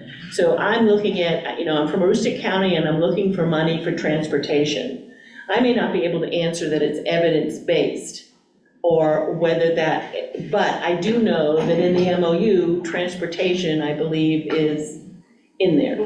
So I know that it's in that piece. So just to make sure that somehow, if we take out those questions that we put in there, that in your description, please make sure that it's within the whatever it says, the confines of the MOU, and then even put a link in there for them to link, to make sure that they know where that is. And this is the MOU. Okay. Just, these are all taken directly from that. Yeah. So I'm just wondering if that would feel redundant. Yeah, so that's, yeah. What if, I noticed that the evidence-based, evidence-informed is it is a statement, not a question. Yeah. We could change it to, is your project evidence-based or evidence-informed? So it doesn't have to be. I support what it says there. I think that anyone who's applying for money, if they haven't yet done an application, these are things they have to be able to answer. And so if you're already used to this is gonna take you 15 minutes. If you're a new organization, these are things you need to flush out before you're applying for sums of money. So I would be in support of keeping it. Can I just, these questions I think were ones that I may have suggested, so I don't want to attribute them to me, but I think they probably are attributable to me. But I think the point. He's owning up. The point of the question is, of all 3 questions is, this is what this money is for. These settlement funds are meant to be cabined, restricted, and used for these purposes. They're meant to be used for evidence-based or evidence-informed uses. They're meant to, I can't really read too well. They're meant to, get the state to the point where in 18 years, the opioid epidemic is not so bad. They're meant to address gaps that haven't been filled. So, folks can apply for, grants for all kinds of things, but these funds are meant to be restricted to those purposes. And I think it's helpful for applicants to think about that and to be able to speak to the purposes for which the Recovery Council is distributing funds. So at this point, for meeting management and to move forward, I am going to ask that we vote on this, and if we vote it down, it goes back to grants and programs to make the changes. But what I'm looking at this point is that I'm looking for a motion that we make the changes that are that we accept the draft letter of intent recommended by the grants committee with the changes that were requested in questions 7 and 8, and that we make the changes in the funding request section to what was recommended. And I think those are the only 2, and leave the questions the way they are. Unless someone wants to put that in a motion, we change that, but I'm looking for a motion. I'll make a motion that we accept the draft letter of intent with the changes specified in questions 7 and 8, and with the lines for the funding, the amount funding request to include total year 1, total year 2, and then it would automatically total. Sorry, do I hear a second? I think there's additional questions that changes were made to, so just before we finalize. I think they were mostly grammatical. I don't think they were structural changes. I thought for the total funding, we pretty much changed the whole thing. Yeah, that's what I said. We take the recommendations of the total. That's in his vote. I thought you said questions 7 and 8. 7 and 8, and then the funding Oh, okay. to be total year 1, Yeah. total year 2, and then total. Yeah. So the question 7 and 8, and funding. So do I hear a second? Yes, Second.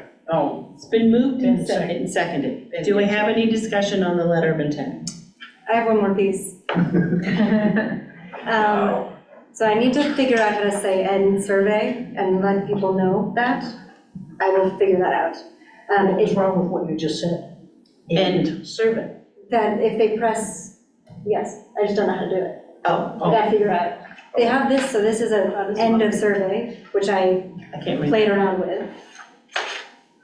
It says, thank you for submitting a letter of intent to the Maine Recovery Council. We appreciate your time and look forward to learning more about your organization. We will be in touch soon about the status of your funding request and next steps. In the meantime, direct any questions. Perfect. So maybe in that question, add a piece underneath, like, this is the final step. Once you go forward, you cannot go back and edit. Yes, so in the last question, because now I can't go back. So I need to add that. Oh, yeah. so Or we'll get a ton of submissions that are not final. Okay, with those changes. Our emails are Maybe have them type out their name at the bottom, like a signature question. As a final question. We need to add, like, legal disclosures if they're not added. So Paul, will you change your agenda, your motion that we also add a signature line at the bottom? Why?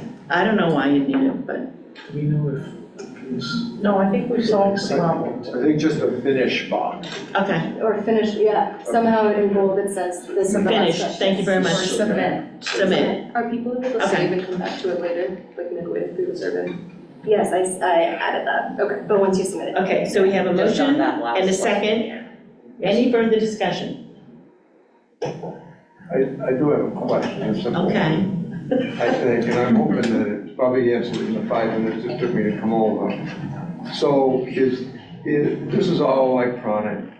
Yes, in quadrants. Is it the only way that a person can submit their letter of intent? No. Or for people as old as I am, that absolutely like paper, they could do this on paper? Yes.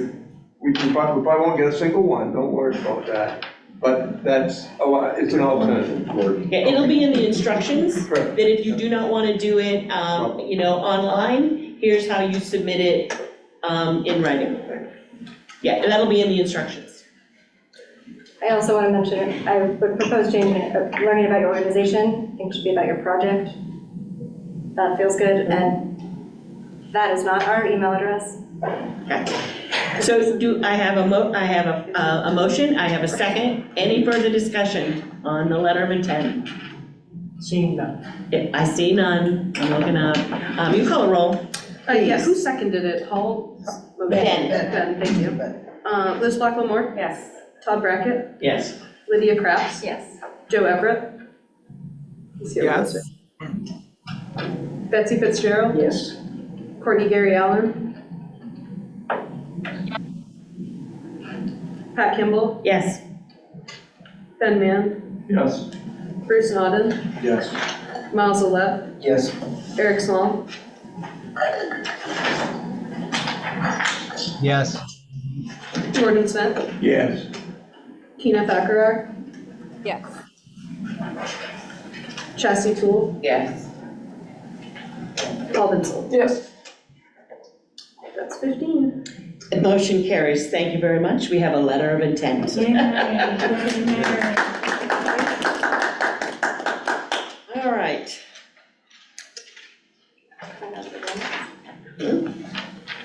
Next for the budget discussion, Okay, kind of over them. so we're going to discuss the budget next. Are you ready, Ben?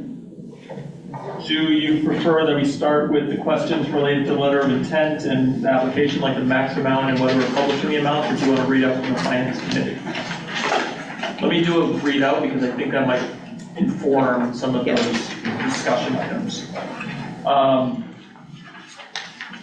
So we have a little over $19 million in our account right now. We anticipate $36 million by the end of the year.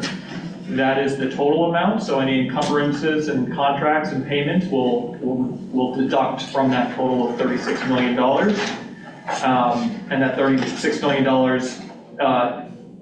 includes receiving $18 million in settlement payments this year. We've received $1.5 million, so the vast majority of settlement payments that we anticipate receiving in calendar year 2024 are forthcoming. That is still all in alignment of the original budget that we approved. I will just note that the Finance Committee started this discussion, but we did not finish it. Because of some prepayments and changes to the total funding amounts, the total amount of funding over the 18 years is a little less. It's $1 to $2 million less, but our budget goes negative as a result of that in year 7, which you can actually see in Mary's snapshot here. You can see that negative $252,000 in the available balance in year 7. I am not worried about this. This is 7 years from now, but it is something we'll need to fix. So back to current day, recall that we established a budget of $15 million in year 1 and another $15 million in year 2. I'm going to start describing this as in a 2-year time frame, because I think that is what many of our contracts are. It's a little easier to think about it in 2-year time frames. So that leaves about $20 million to allocate, because we have allocated just under $10 million so far, and we have a $30 million 2-year budget between this year and next year. So we have about $20 million, which is that, if you're looking at the screen, you can see available to allocate in 2024, that's 8.5, and then we have about 12.4 in 2025. I think I overestimated interest payments a little bit in year 4, so that number came down a little bit in my latest spreadsheet. These numbers will change every single time I report them out to you, though, so get used to it.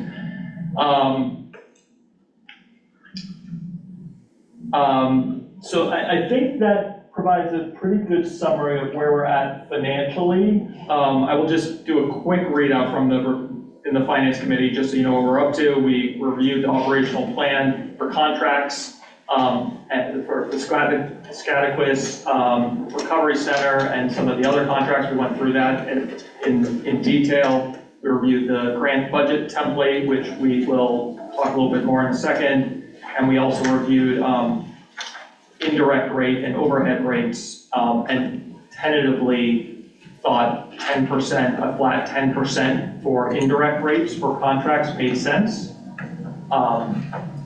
So those were the other items. Quick readout from our Finance Committee meeting a couple weeks ago.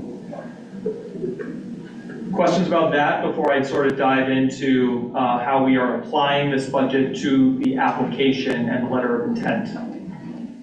When I look at the years, Ben, am I thinking state fiscal year, federal fiscal year, or calendar year? Great question. All 3 are relevant. I have built this in calendar years. Just to be different.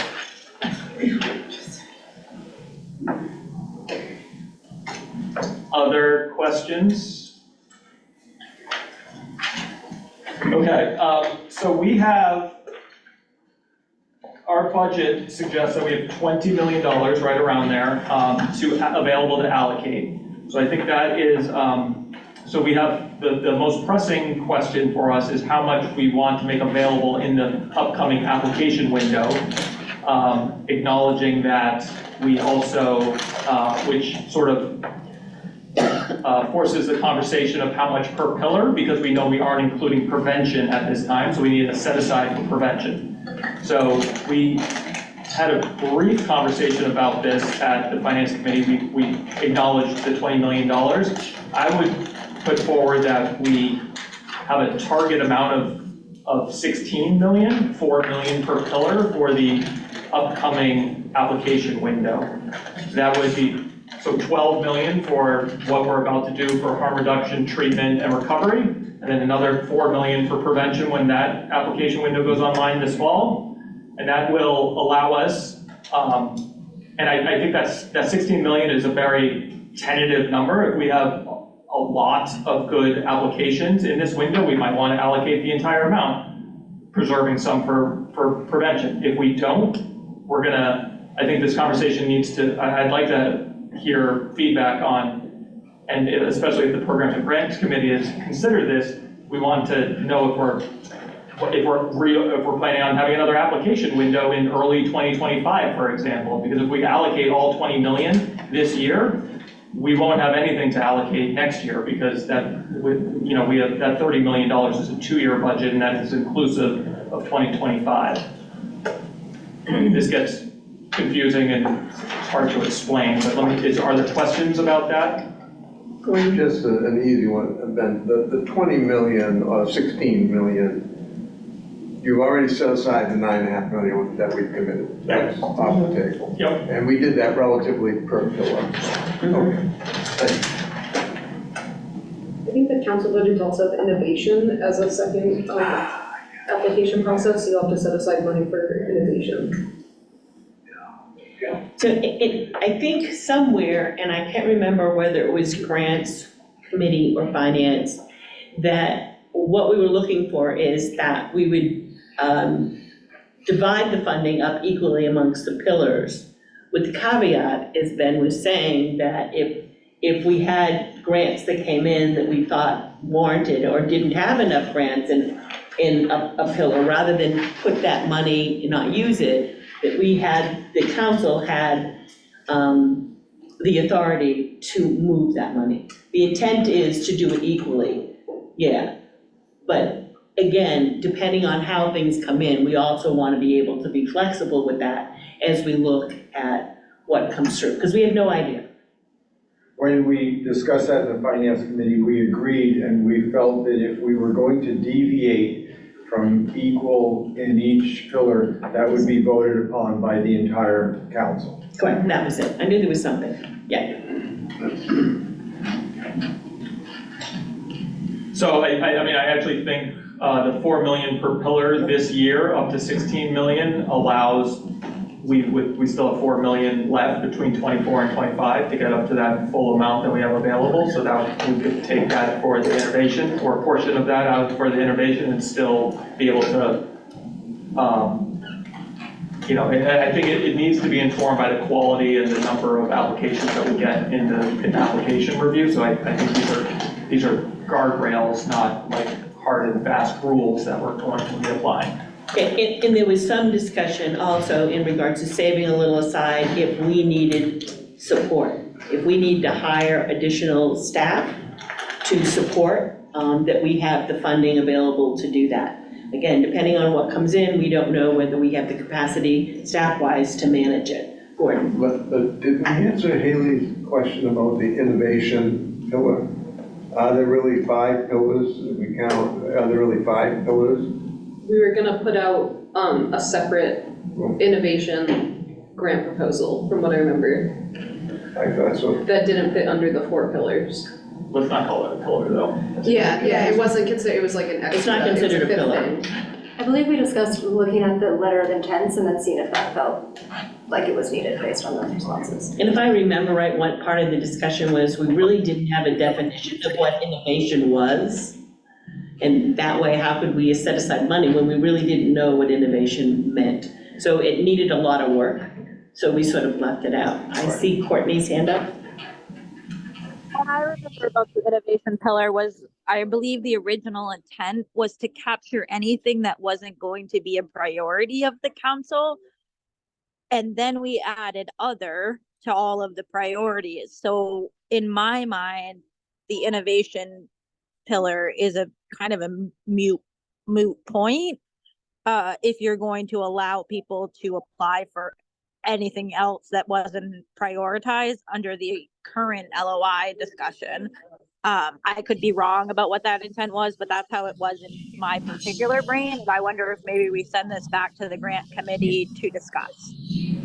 From what I remember, the other was supposed to be for other projects that fall under the pillar versus innovation was for projects that don't fall under any of the 4 pillars.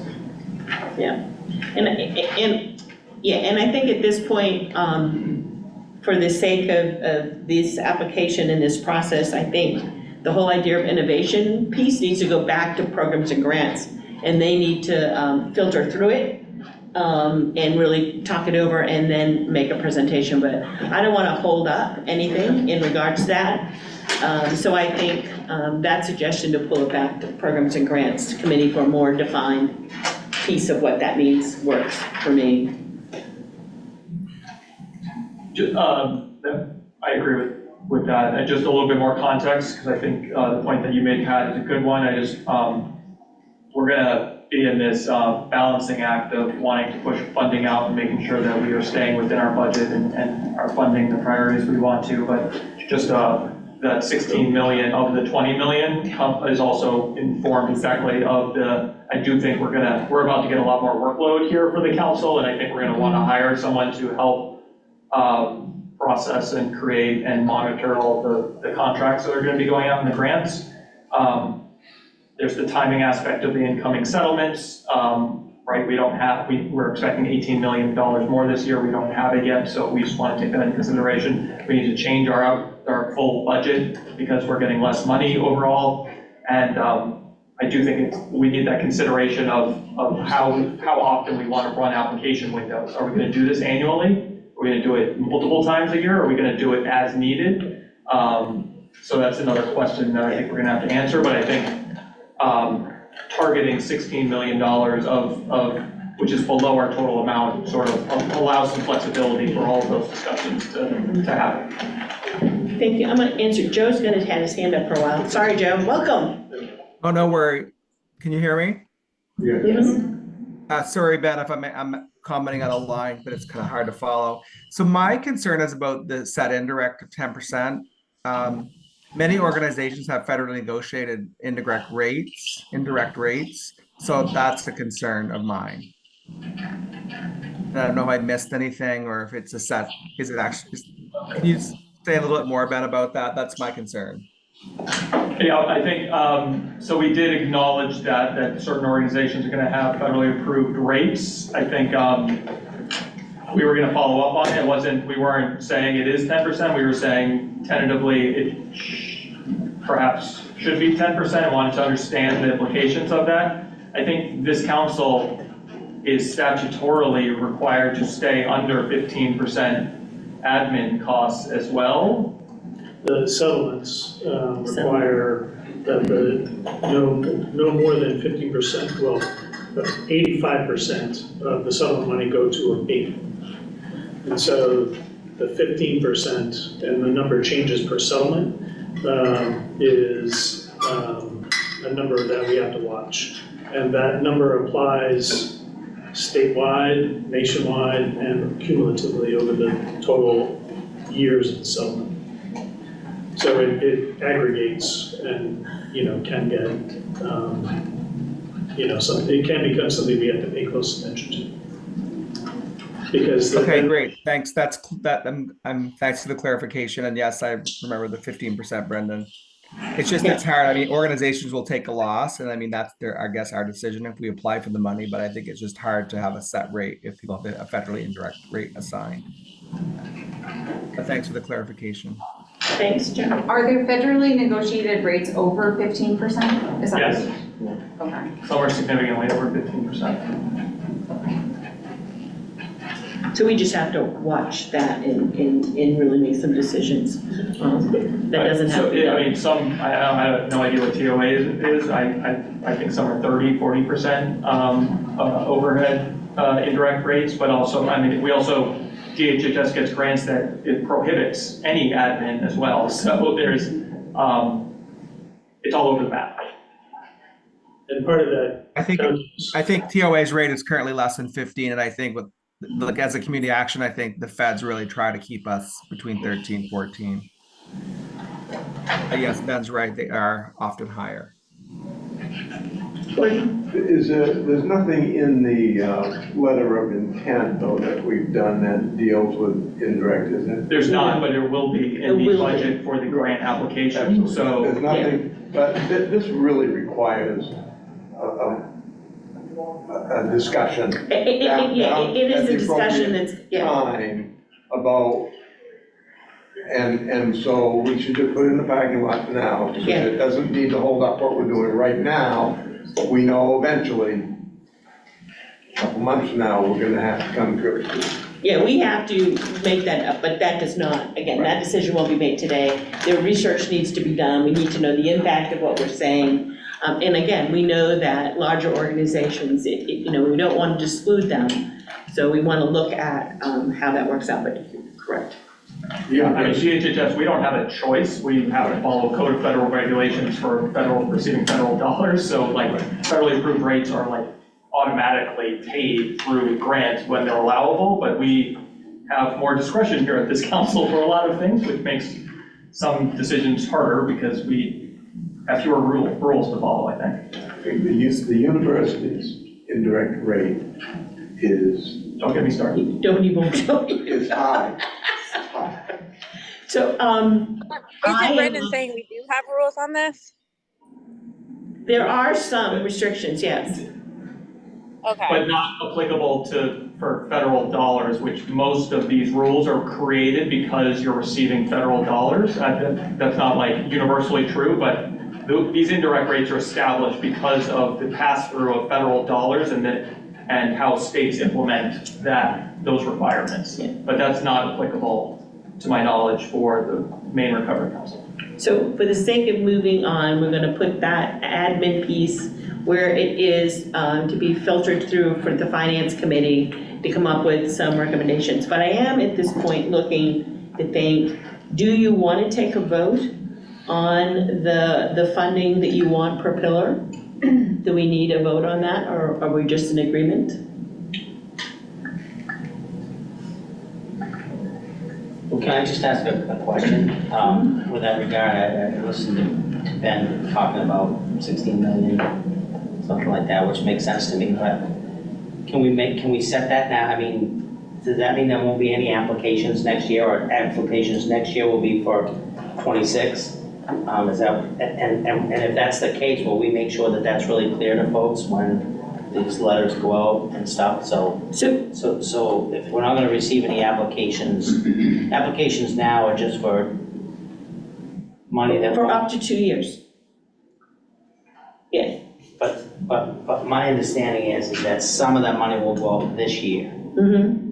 And some of the money will go out next year. Mm-hmm. So I think where programs and grant was, if I remember right, and also finance, the issue is that we haven't determined how often the grant process will go out. We've never done one before.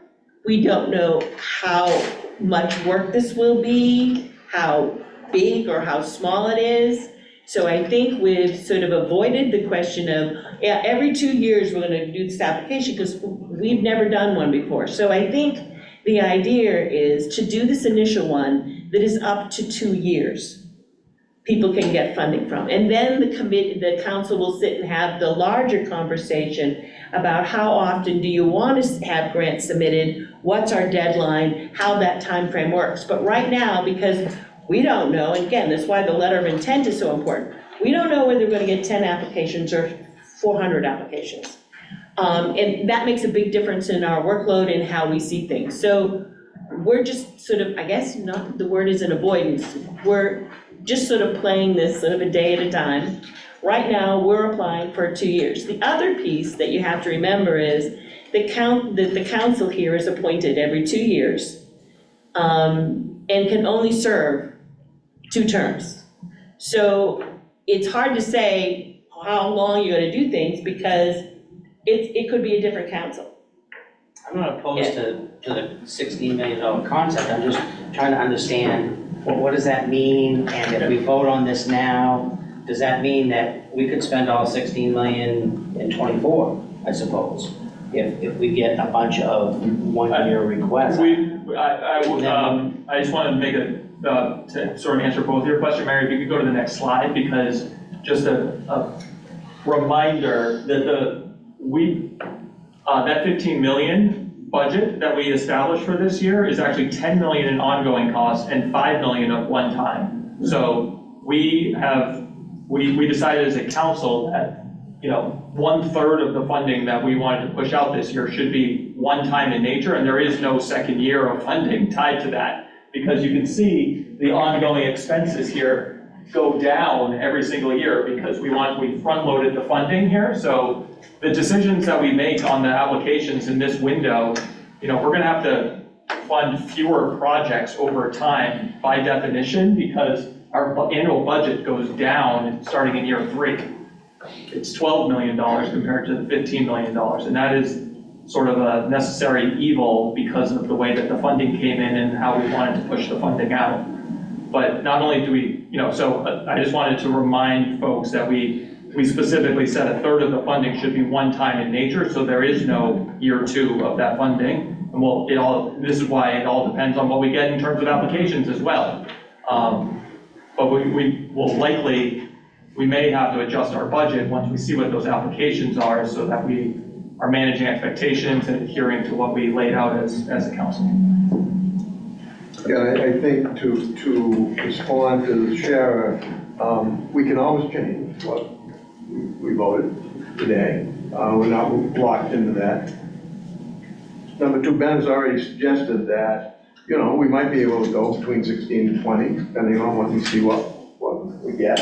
We also don't have to go to 16, depending upon what's there. Thirdly, when people ask, well, I'm not ready, but I'd like to submit something 6 months from now or a year from now, the answer ought to be that we have not made a decision upon how frequently we will open applications, because we are waiting for our experience in this first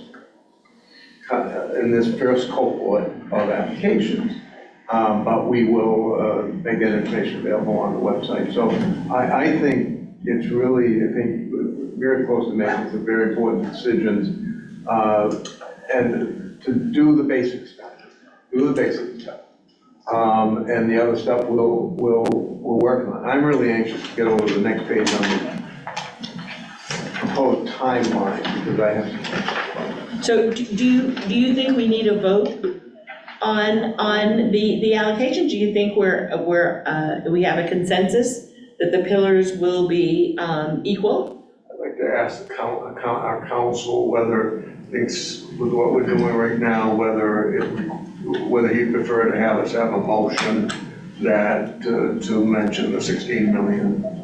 I think my concern is that once you have your applications and you're reviewing them, you may decide to vary from the 4 per pillar for lots of reasons. And at that time, my expectation is that you're probably going to have a series of votes to, fund a particular application or a particular project. And, we'll be able to do the accounting to see where we are on a particular pillar. And, you'll have to make choices at that time about, whether to go beyond the $4 million.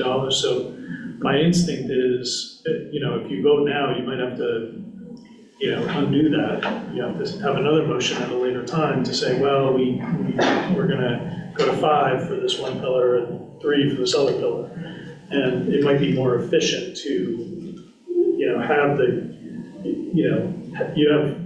I think you want to evaluate whether you have consensus or whether there's any disagreement now about, 4 million per pillar. If there's no disagreement, you can go forward with that, I think.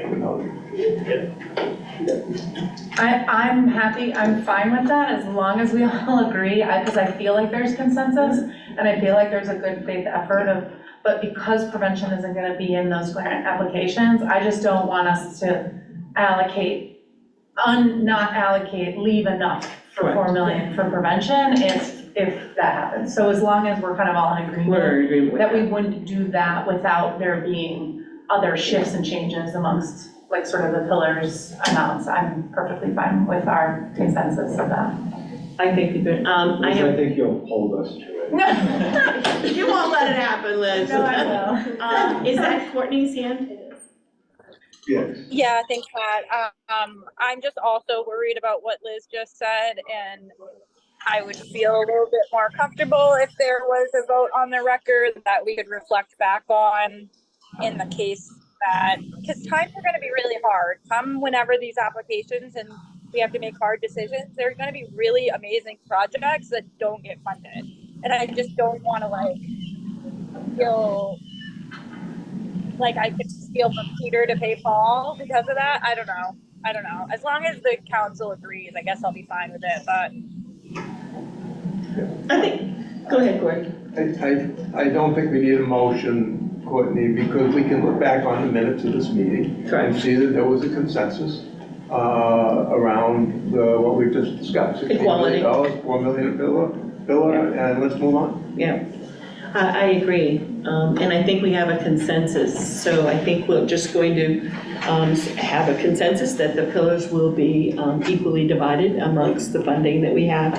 I do have a question that Mary needs answered, and is there or is there not going to be a maximum amount that we are going to say in the letter of intent that people are going to apply for? Are we going to allow people to give $4 million or 1.5 million? Is there going to be a max in regards to what we are looking for in the grants? I think there's two questions. One, do we want to proactively state how much total funding is available? So 16 million is what I'm hearing, and that would be 4 million per pillar, and then also a maximum annual amount per project. Yeah. I mean, one way could be to say that there's a proposed $16 million amount in there, saying it as proposed, because we didn't kind of vote on it. And it's a suggestion that people there's a suggested maximum, knowing that there's only 4 million, like give a suggested maximum so that you could allow people to. So here's my question, and people in finance probably can and just thought, is there a difference in handling a contract that's 6 million versus 50,000? So can we handle a grant that's 1.5 million, say? There are different, not applicable really for the Maine Recovery Council. There's different standards for what requires going out to RFP, for example, for the state. There's also different approvals for anything over $1 million that wouldn't be applicable to. There's audit requirements. Yeah, well, any organization that gets over, there's audit requirements, but I don't actually know how these fundings will affect those folks, and would need to do a little research on that, but I don't think for our purposes, I don't think there's going to be a mechanical difference on how we encumber a $50,000 contract versus $1 million contract. Okay. I will just say what DHHS does not publish how much money is available intentionally, because and we also don't publish how much a max project amount will be. I think my soft recommendation would be that we don't do that. Oftentimes, a maximum amount becomes a floor or an amount to actually bid up to, which is why we don't publish amounts like that. I think some qualitative language around that the council will be reviewing for reasonableness and almost all the services we'll be awarding will be in place somewhere in the state. So I think we'll have some sort of indication or ability to check on the reasonableness of the contract amounts. I could be persuaded of some number that we're willing to go up to per project. But we're gonna have to decide on the number. Okay. Miles? I know we talked about a consensus on the pillars, but I just for the record, I don't agree with putting a shared equal amount amongst the pillars. Just with our overall goal of reducing overdose deaths, there's lots of the strategies in a couple of the different pillars that I think are more important right now. So that's just my view. Thank you. Thank you. Gordon? I think if we put in the announcement the total that been proposed that we, in this first allocation, we spend up to $16 million, and that there's a goal to spread that among the pillars, I wouldn't want to do more than that. I mean, I don't mind doing that much because people can. I was going to say, people are watching. They're watching, paying they attention, know. They want money, they know exactly what we're going to do. But here's the dilemma, and you're well aware of it, that the treatment pillar that I'm particularly interested in, to be impactful, those awards are like, those grants are likely, there's only a few organizations that can hire the people, build the buildings, hire the staff. You know, these are what we've already done. We've seen, 1.5 million, 2.4 million. That's one reason why I wouldn't like to see a max on a particular application, because the types of projects that we're looking at, and I love the idea of giving $5,000 to a nonprofit to do something in their community. Mm-hmm. And we're gonna, but I also like the idea of having more residential treatment beds. And we should be helping with some of that. I mean, I think we're all aware of this, but I mean, I just, not disclosing any like actual organization specific information, but we, DHS Justice in the last year done 3 rounds of SUD residential bed treatment funding grant.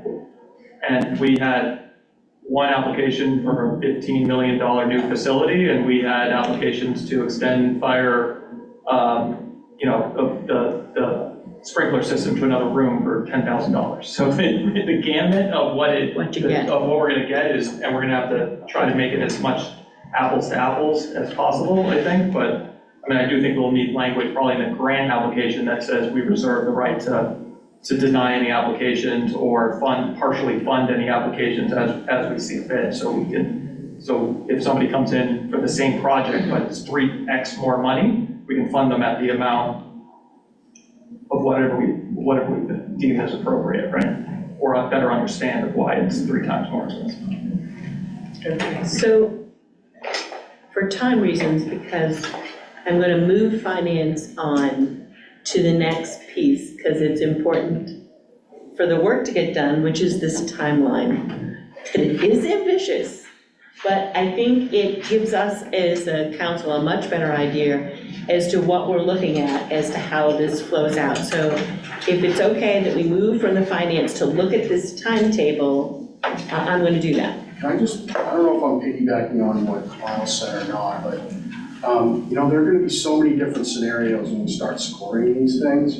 And there may be these scenarios where one particular pillar has maybe not the strongest possible applications, and then this other pillar has 5 or 6 that are so strong. And I just want to I'm hoping that we have this flexibility, right? That we really decide, as we're not locked into this 4 million, 4 million, 4 million, 4 million, that we have some flexibility and we can be nimble, if that makes any sense. Well, I do. I think that's what you heard with the consensus. I think we didn't want to take a vote to lock us into that, because we wanted to be able to see what is there and to make those decisions. So I think, Bruce, that made total sense, because that's why we didn't take, at least my interpretation, why we didn't take the vote. I understood it the opposite. Sorry, I understood that we were going with 4 million per pillar because that was the consensus. Well, that was that's what's going to be sort of in our head. That's an intention. It's an intent. It's an intention. It may not work out, and a goal. In a goal, but we didn't vote on it. You can change it every meeting. So we can change it. But it was sort of the beginning intent. But as these applications pull out, we may say, it's not going to work so much.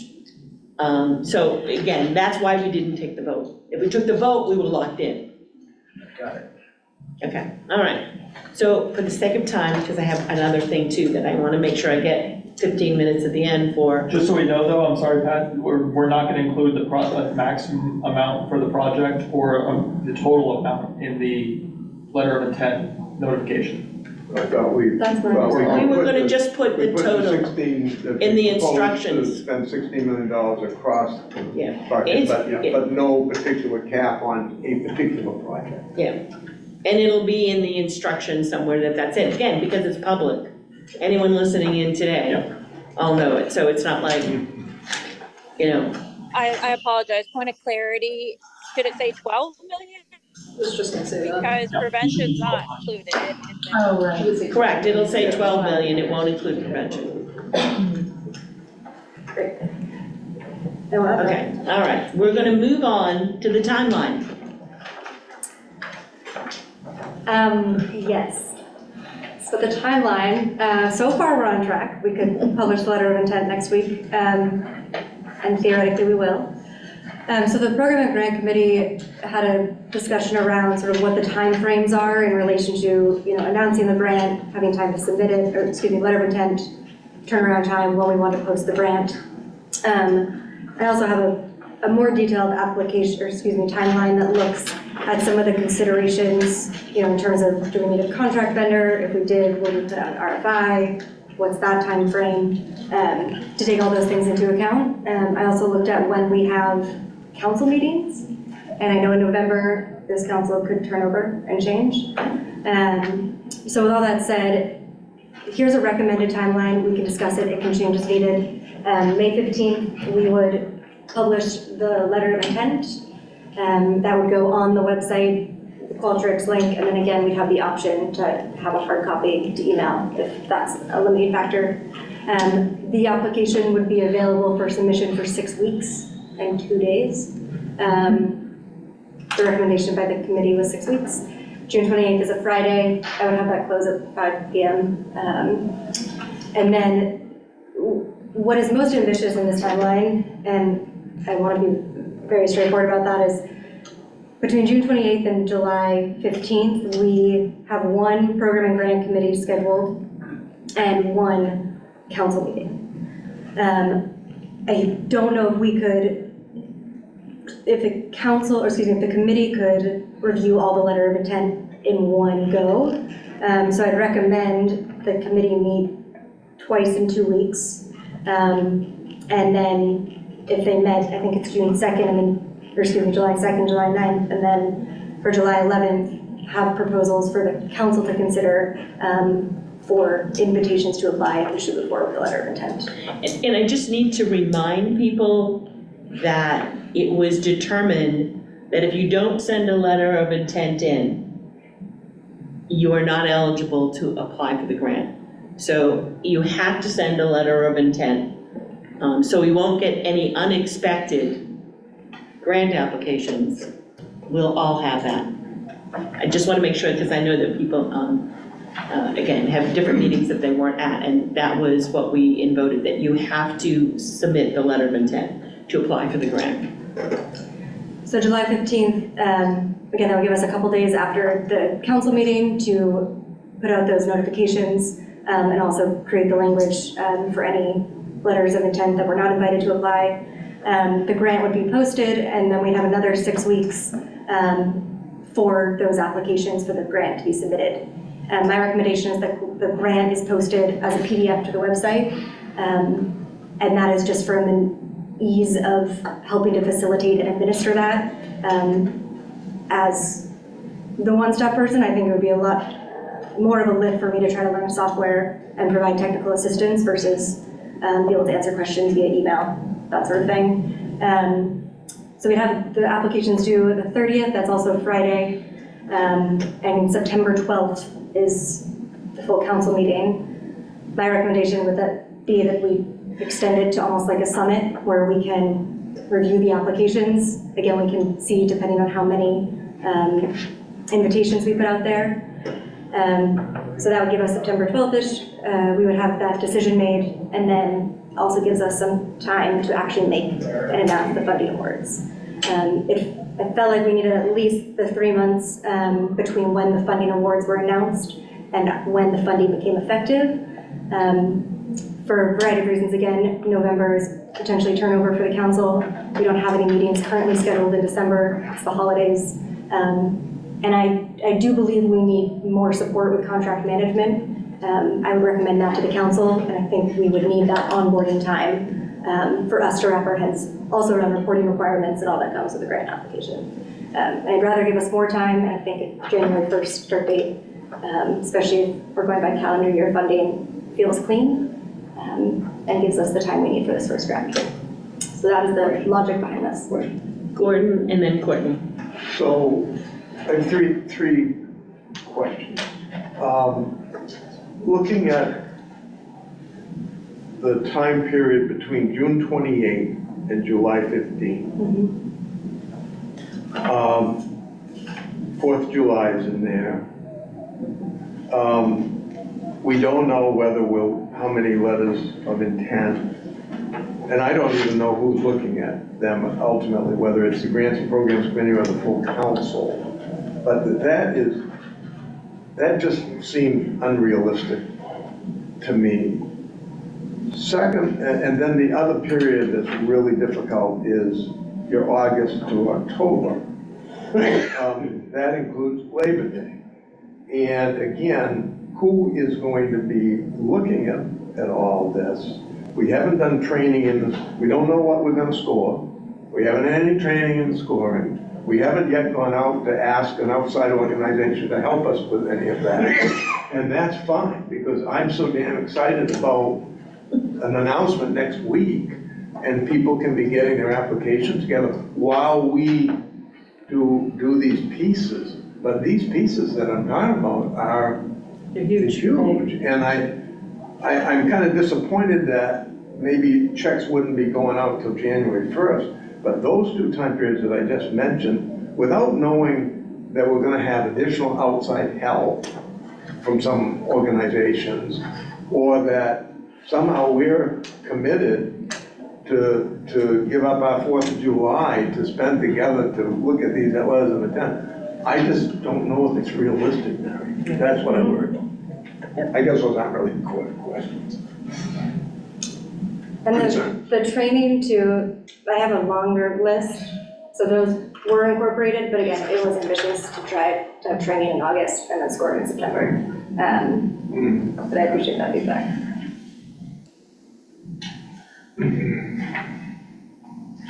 So I don't know anything about, I've never reviewed grants, I've submitted several, but I've never been on a review committee. But it seems to me that the letter of intent process, the way you explained it, looks pretty simple. It's limited in the number of, in the narrative that folks have to submit. Do they really need 6 weeks to do that? Could you move that first deadline back to like June 15th? In other words, give yourself 2 more weeks. Give us 2 more weeks or 4 weeks between the letter of intent and the grant apps posted. Would that help address some of Gordon's concern? I mean, I don't know, because I don't know how long these things take. So, and because that will really depend on the number that come in probably, which I think will probably, I'm just guessing that it's not going to surprise me if it's high. If it's a good number that come in. And I also agree with Gordon. I don't know what to do about this, but really what we're saying here is we're not going to fund anything other than what we've already approved this year. Correct, and So again, it's really 25. the issue is that here we are with a very ambitious schedule. I understand. Saying, well, we don't want to wait till January. And we're already looking at this saying, I don't know if this is doable. I mean, there's concerns about the dates on that. So those are things, but Bruce, you had a comment? I'm just going to comment on what Sheriff Brackett said. I really think for organizations like ours and others that we work with, having that much time up until June 28th is going to be necessary. I don't, You think it is? I do Okay. because if you think of the project as just a mono, kind of one organization doing it internally, then that makes sense to cut it back a little bit shorter because it's all within that one organization. But what I'm hoping and expecting is that organizations are going to collaborate with other organizations. And you have to come to agreements and you have to have conversations about what that's going to look like if they are going to collaborate as a community of support. So that takes a little bit of time. I didn't consider that, thank you. Courtney, your hand was up and then it went down, now it's back up, so, Courtney? Yes, that was, the first time was because it just doesn't automatically go down, so I apologize. Oh, okay. I know that this is the dissenting opinion, but I'm gonna raise it anyways. I looking at this timeline, I continue to not quite understand why we have a grant application. I feel like the letter of intent could be weeded down to the point where we want to fund these organizations, and then we can work directly with them to finalize their information and collect the paperwork that we need, which would cut down the process very significantly. And I understand that other people don't agree with me. I'm just like worried about this timeline, but it's a as realistic timeline as possibly could if you have a two-step application process. Point taken, thank you, Courtney. Good question.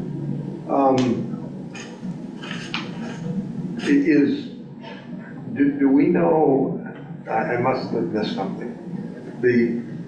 The application, the letter of intent's been submitted, we get back to them and say, we are interested in your project, please complete an application. We already approved that application.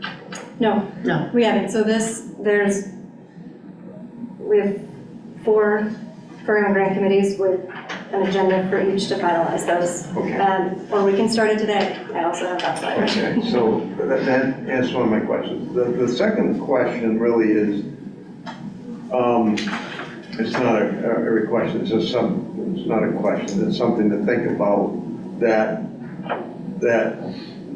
with respect to the criticism that, okay, I'm not gonna send out a check till January 1st, thank goodness we've committed the 9.5 million, and those contracts are a priority as we're waiting for these applications to get that money out the door. Yep. Secondly, there's nothing in our processes currently that would prohibit us. I'd like to see us at least acknowledge that there may be the ability to fast track something. Like on American Idol, they have a golden passport. Something comes in that's so good and so ready, and maybe not a lot of competition in that pillar. It would be a shame to wait until everybody, gets their letter and check January 1st. We always have that ability, I think. I mean, we made a decision today that we weren't gonna probably listen to an opportunity to maybe fast track something for something's very important to me, but I think it's important that we had this discussion first. So again, we don't need to discuss it, but in my opinion, it's always something that we could have some crisis. We could have some facility closed, something, something unexpected happen that we may be in. We're in a better position. The state's not going to be reconvening its legislature to do more in the supplemental budget. That's it. Right, Ben? Tomorrow's the end of this legislature. That's what I'm saying. I don't guess at what the legislature's going to do. My point is that we may be in the best position to help if there was a disaster somewhere that related to our work. And so I wouldn't want to be held to the position that, we said we weren't going to send out any checks to January. Liz? I think those things could all be true, for sure. And I'll say we did an RFP process for our opioid settlement fund, which is a small amount of money.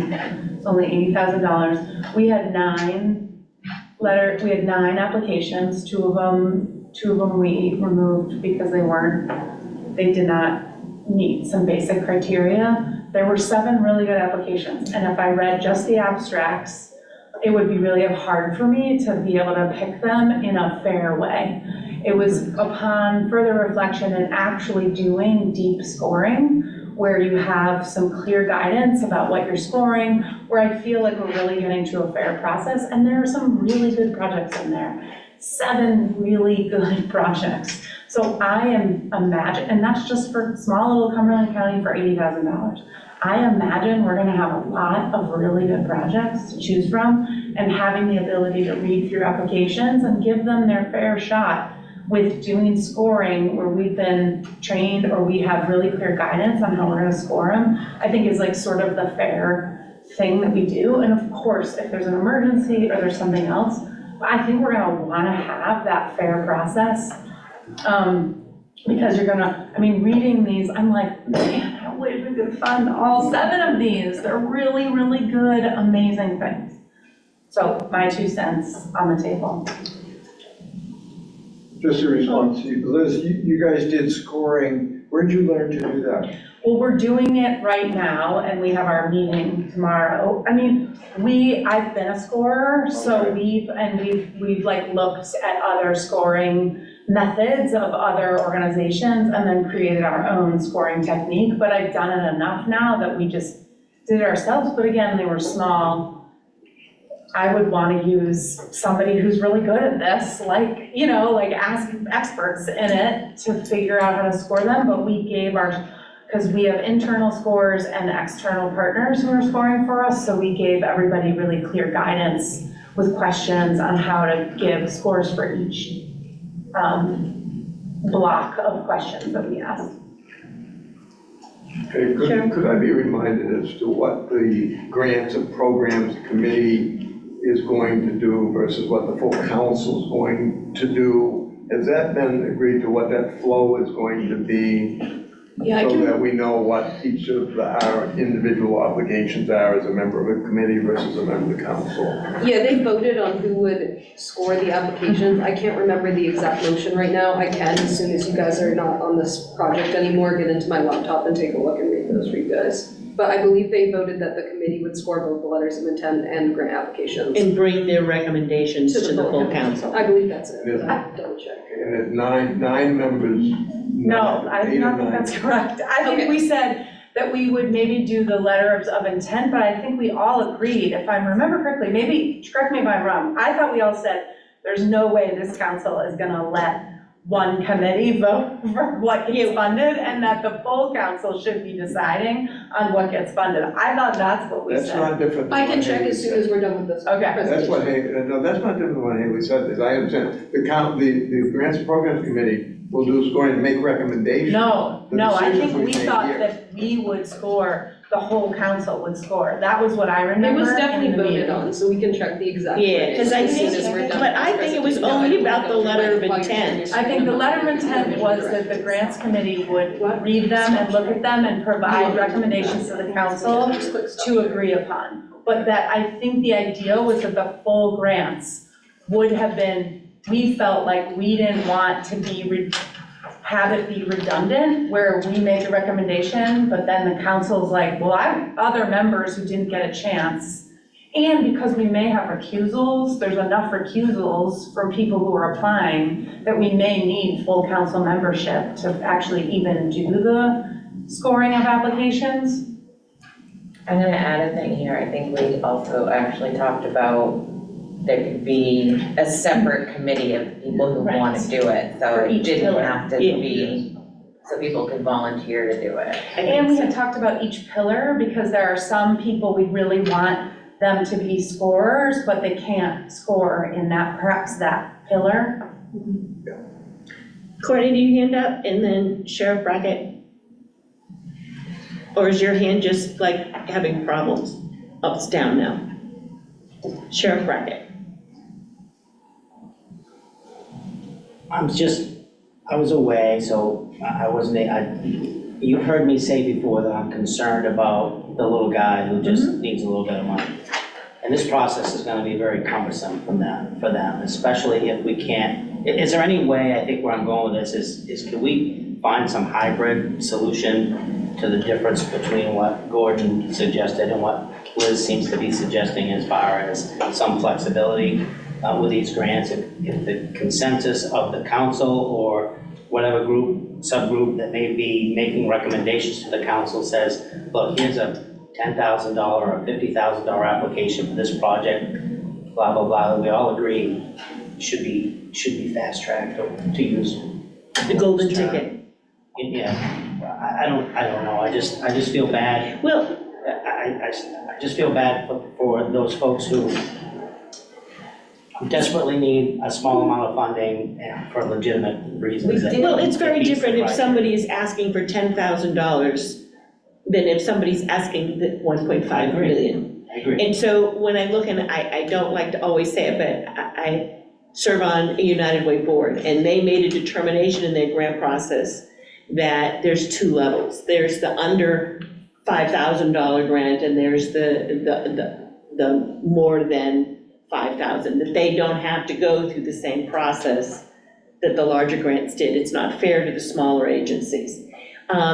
So I think what I'm hearing is that, looking at time, I think what I'm hearing is that the timeline's ambitious, we know that it needs to go back to the grants and program committee to really filter through this, to look at that, and to make a recommendation and adjust, in adjusting this process. I hear the piece about, worried about, the smaller organizations that are gonna ask for less. Who's gonna score them? I think these are legitimate questions to ask. And I'm also thinking, and this is just off the top of my head, I could be like a crazy woman, which I'm known to be. I don't know whether this council needs to set aside a whole day to work through this. That we have some sort of half-day retreat or retreat day that we really filter through and concentrate on how this is all gonna lay out. And I know that you're all busy people, and then again, it's off the top of my head, is that, you're looking at this time frame and saying, January's a long time to get money, but yet there's so many things that need to be done. Although we do have a grant pretty much in a draft form, but we still don't know, are we gonna score it? Are we putting somebody up, are we asking somebody else to score it? There's so many questions, I don't know. I guess I'll just say, as Ben said, one thing that happens is a $50,000 grant and 150 and 1.5 million require a contract that we aren't ready to do yet. And so while I totally think it'd be awesome to get a $10,000 grant out the door quicker, I don't know that we are in a time frame in which we could actually do that. We don't have staff to do that right now and build all those contracts. So this gives us some time where we figure out this first round of how we do it, get the applications, we figure out how we're gonna score them, and then give staff, which we probably are gonna have to hire more, time to be able to actually even build contracts. Sometimes the contracts can be quicker and easier, but this is our first time doing it. So the first time you do them, they're really hard to do. Paul and then Gordon. I'm going to disagree. I don't think this is too onerous for the small business person. This letter of intent, I could do it in 2 minutes. I could finish in 2 minutes. So if I'm a small business or I'm a big business, it wouldn't matter. Now, I don't know what the grant application is going to look like, but I don't think this is onerous at all for a small business. Okay, that's really encouraging to hear. We have a grants and programs committee meeting on Tuesday. We meet every 2 weeks, I think, now. Well, it was going to be moved back, I forget when, every 3 weeks. Okay, but don't we have one Tuesday? Yes, theoretically after. After Tuesday's meeting, theoretically, No, theoretically, everything's July, and we'll start going to 3 weeks. But that doesn't need to happen. But we This is do just meet, my we do plan. meet Tuesday. You meet Tuesday, you meet the 28th, and then you also meet the 11th.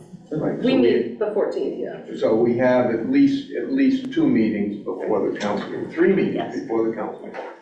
that's certainly sufficient time, that's 6 hours of discussion to come back to the council with a recommendations regarding this timeline. If we can agree with the first line so that people can be preparing their letters of intent while we work out some of these new ones.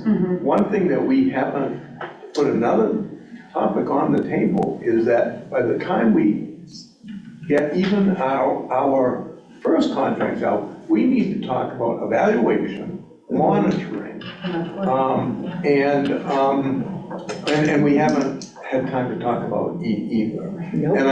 And absolutely, we're going to need help. Even though the first time, like, one of the reasons we've had to work on Sangerville, it's the first contract. It's gonna be the first check.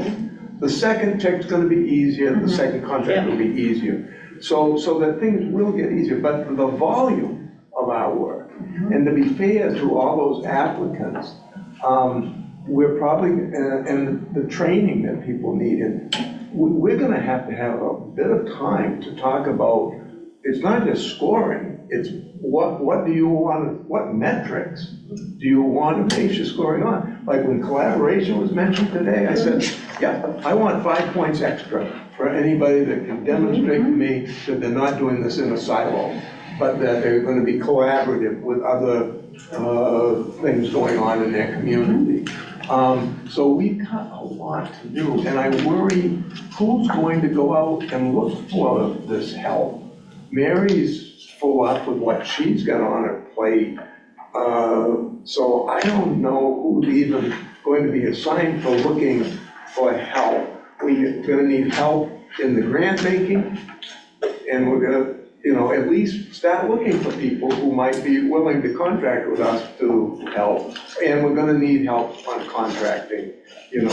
Brendan cannot draft 300 contracts or whatever we're gonna have. And let me throw another wrench in that. I'll leave it at that, but I love the idea that we could agree on the first line and have the Program and Grants Committee come back with some of the answers to the questions, who's gonna do what. And absolutely, we did discuss breaking up this council into smaller groups of 2 or 3 people, taking on a particular task.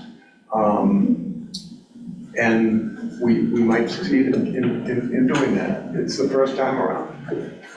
And I do have to add in that you do know this summer, both Ella and Haley go off to law school. And Courtney. And Courtney. So we do know that 2 people that we depend on a great deal, which are Ella and Haley, we will have new, and not saying the new people won't be great, but they will be new.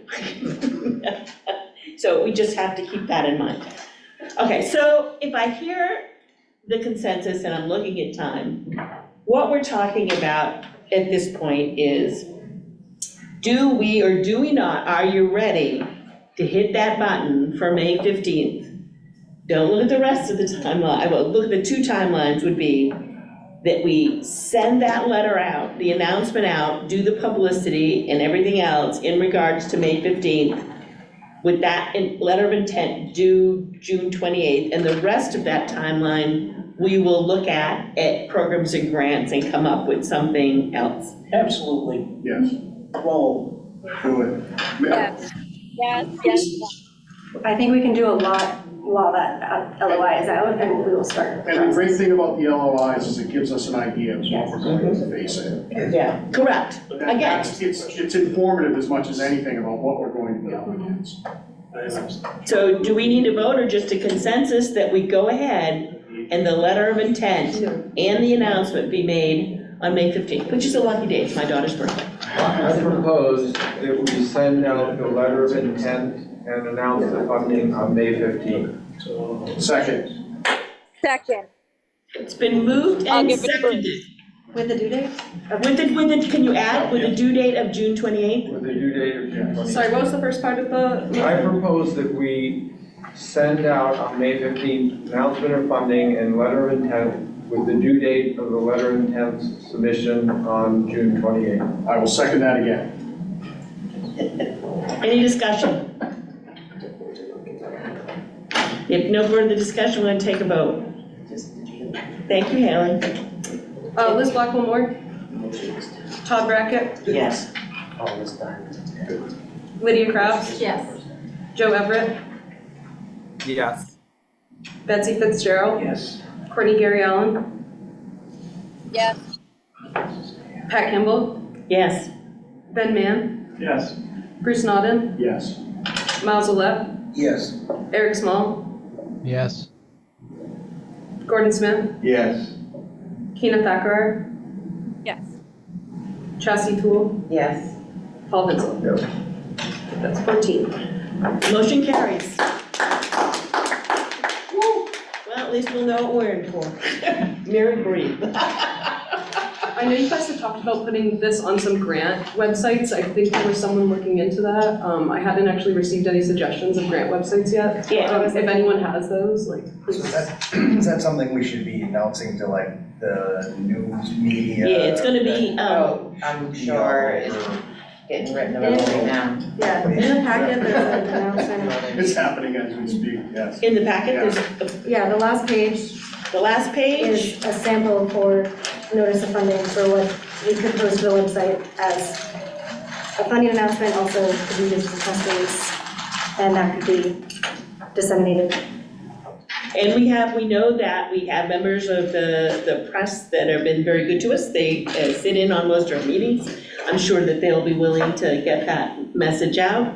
I know that we can get some of the TV stations to do an interview with Mary and get that message out, as well as, it may be, I don't know whether we want to put an ad out in the major newspapers.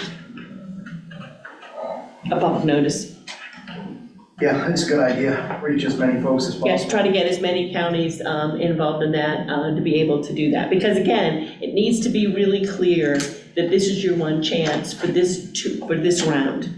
Without a letter of intent, you cannot apply for the grant application later. That this letter of intent is what you need to do for this round. That's not forever, it's just for this round. I wonder, is it also appropriate, maybe this is a Brendan question, but like with the survey that we did, can all the council members who have all of our lists or whatever, just copy and paste the announcement and send it out? Yes, please. Yeah. And I'm gonna send it to you guys almost have 500 subscribers now to your email notices. Oh, so send I'm it gonna to all send it out our to them. subscribers. So again, all right. Okay, we got a plan, we got a letter of intent, and I want to just take 10 minutes to say that we have been asked again to have a workshop at the Governor's Summit. The council has, and I on my way here, got an email on deadlines. So the summit is, and Gordon can answer that, the summit is. Thursday, July 25th, I have a flyer that just came off. Yeah, and we have dates. We have to, by the 20th of May, submit the name of our workshop. As well as, there we go, as well as by June 15th, we have to send bios of those. So I'm assuming what we did last year was I think almost every council member attended. Fantastic. Which was great. It showed unity.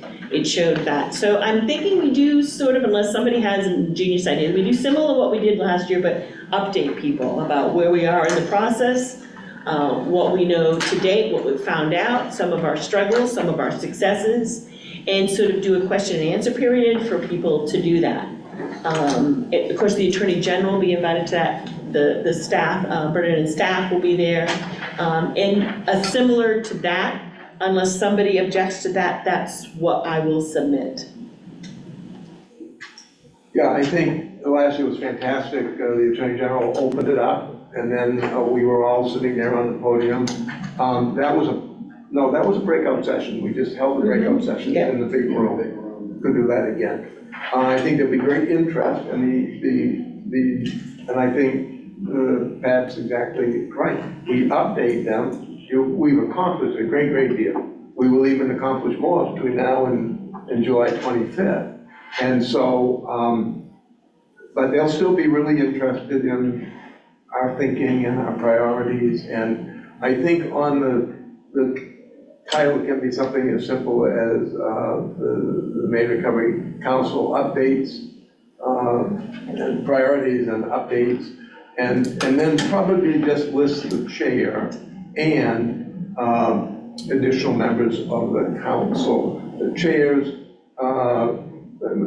you think you could safely list the chairs, Mary Coyne, Brendan O'Neill, and then available members of the council. Yes. And then we invite any of us to be there to hear this dialogue in front of several hundred people. Yeah. We're scheduled for a breakout at 1:30 or in the afternoon. That's good. That's after the governor speaks. It's the other value, of course, is that we have our federal partners there. There's a lot of people there from Region 1. And there'll be great interest in how this piece fits in with our other pieces. And so again, the summit has been a great occasion to showcase what we're doing. And also we have some presentations from outside the state of things we aren't doing and that maybe we should do. So I'm very appreciative if we could all, most of us, be there. And I think I'd be inclined to use the big room probably to do that. We have good AV, and you all would default and get a few more people if we don't ask people to move from the big room. We particularly don't, well, it's in Auburn, right? So it's not, like last year you had to actually, some of them, you had to go across the street to Holiday Inn. Right, no, this But it's in Auburn this better. year. The problem last year was that the resource tables were in the auditorium and it was noisy. Yep. So that if you really wanted to stay and listen to the breakout session in that auditorium, it was very noisy. The 70 resource tables are going to be under a gigantic tent out in the camp, between the two buildings that we're using on campus. And so I think it will be better, the audio will be better, and I think it will be a very popular session. So what I'm going to submit, if I'm reading this ad CARE sent me, they just want a list of names and emails of people who would involve. So what I'll do is I'll just put everyone's name and email address. But they're also asking for bios, and I think the bios, all I'll do is ask, well, the AG will, and maybe Brendan, and maybe Mary's, and that's all the bios they get. Yes. Yeah.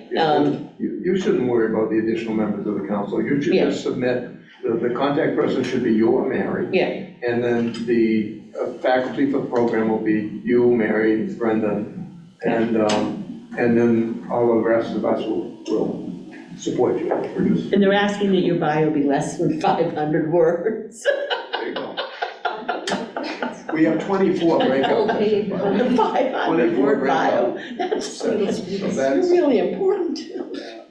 And so we want it now because the registration materials are going to be sent out just before Memorial Day or just after Memorial Day. And we want people to be able to see all 24 sessions and be able to pick what sessions they might be interested in. They can't do that without the title at least and the faculty.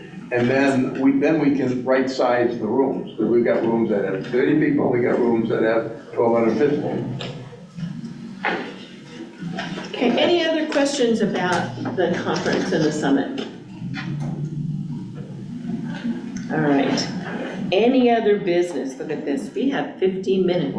Just a quick reminder, the governor's budget included transfer authority, as I briefed you all on, so we can transfer funding to DHHS should the council want to do that. I also talked to DAFS, Department of Administrative and Financial Services, and we do not need legislative approval to transfer money to Maine State Housing. Should we want to do that, they do other types of services, obviously, and they're a quasi-public organization, which is why that legislative approval is not needed. We don't need that transfer authority, so just two things to keep in the back of our minds. Was that just the authority to transfer our funds to DHHS? Yeah, so any other state, any other department in the state, like DOE or DCD or DOL, we would need to include that in a forthcoming budget. Okay, yeah, we talked about that, it's a step. Sheriff Brackett. I'm just a little bothered by the way our meeting started, and if there are still some issues that we actually voted on that haven't been done, can you or can somebody help me understand why? And then can we, and if that's the case, everybody's busy, I don't mean to be critical of anyone, can we get it done? So, if, for example, has a letter gone to the tribal governments? I know Liz isn't here. Was that voted on? I don't remember, it probably was. But if there are really some stumbling blocks here, like that one, that we actually took a vote on. The other thing I'm concerned about is that, I'm not concerned, I mean, it's typical, in my experience with groups this large that run by Robert's rules and have minutes and do things happen. There's a lot of things going on, right? So things like, did we vote on innovation? If we voted on innovation, let's not go ahead and change it because it seems like the thing to do without really addressing it. I'm okay with changing it, don't misunderstand it. You know what I mean? But I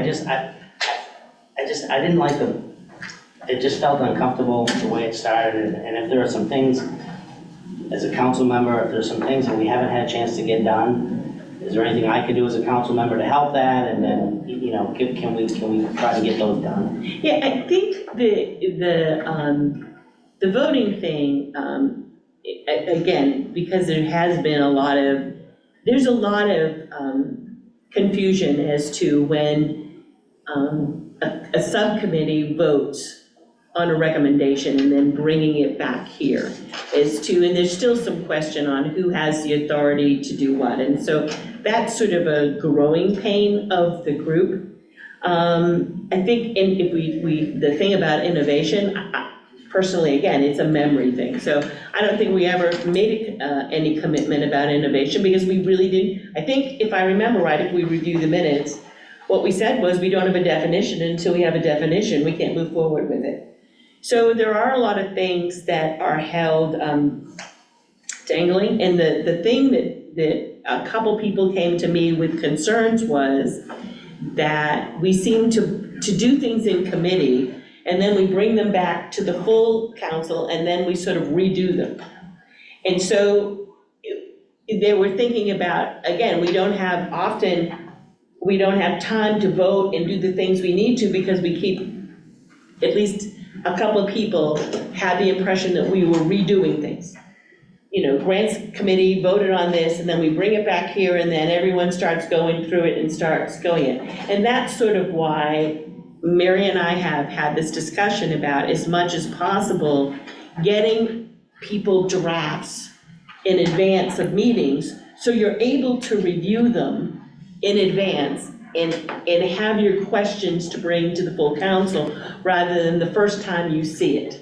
Because I know when I first read things, I think, oh, why is that? And then I read it again and say, oh, no, that's clear, I see that. So we don't, again, getting material ahead of time, I think, helps. But we are a committee with a lot of work, a lot of growing pains as to what our culture and our process is of how we make decisions. With 15 people, which is a lot, you're going to get dissension, you're going to get differences, but I think that's what makes a committee healthy and able to make informed decisions. You're not always going to get 100% of everybody agreeing with everything. If you are, it would be an oddity. We all have different individual priorities. We all see the world differently. And that's what makes the committee a good committee, because they have those differences. But sometimes it's a challenge. I admire the 14 people that are here.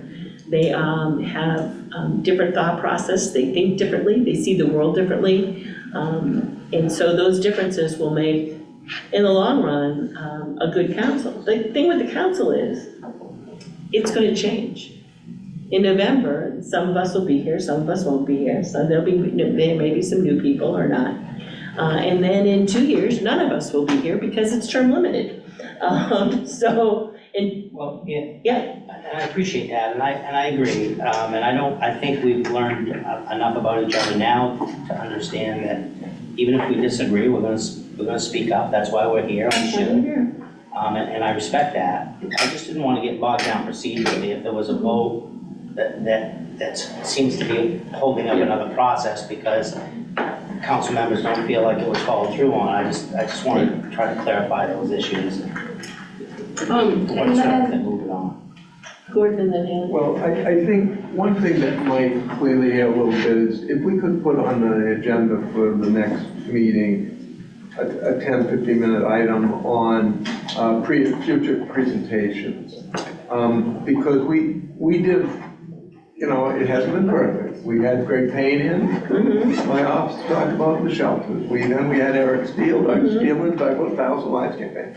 Then somebody else wants to come in and says, no, we're not gonna do that. But part of my thinking has been, we've really got to do our work. And every piece, every presentation, I really push back. I've had angry texts from not allowing the 5 minutes. I said, 5 minutes, be real. This would take an hour to talk about the nuances of our recovery centers, the 4 sources of funding that we have for them, what we're doing for them. I really believe strongly that we did the right thing. But I think going forward, it would be good to, I frankly think it'd be good to hear about the tribal opioid things. We kind of, we never do enough with them. That would be really good, I think, and there may be some other really compelling ones. But if we could decide next meeting which ones we've already agreed to and get them a slot, but not till we've done our primary work, in my opinion. Correct. Can we hear from Haley and Mary? Yeah, I was just gonna pull, we have the list of the educational sessions that you guys already requested. It's just a matter of scheduling them. So you had Greg Payne with Low Barrier Shelters, a prevention ad care subgroup, 1,000 Lives, those are the ones you've taken care of. And then there's United Way, Maine Community Foundation, school funding, which I think you guys are pushing back for now, the Wabanaki Tribes, Recovery Homes, MAR, Department of Corrections, and someone from the municipalities. That pretty much takes us into 2025. Yeah, and I will share with you as chair, I made a decision that there was so much work to do that like for instance, this meeting, I didn't invite anybody extra because again, there's just a lot of work to do. And again, what I respect is there's a lot of questions and a lot of people with expertise. And so if I limit your meeting even more, then you have less time to share those concerns and your expertise.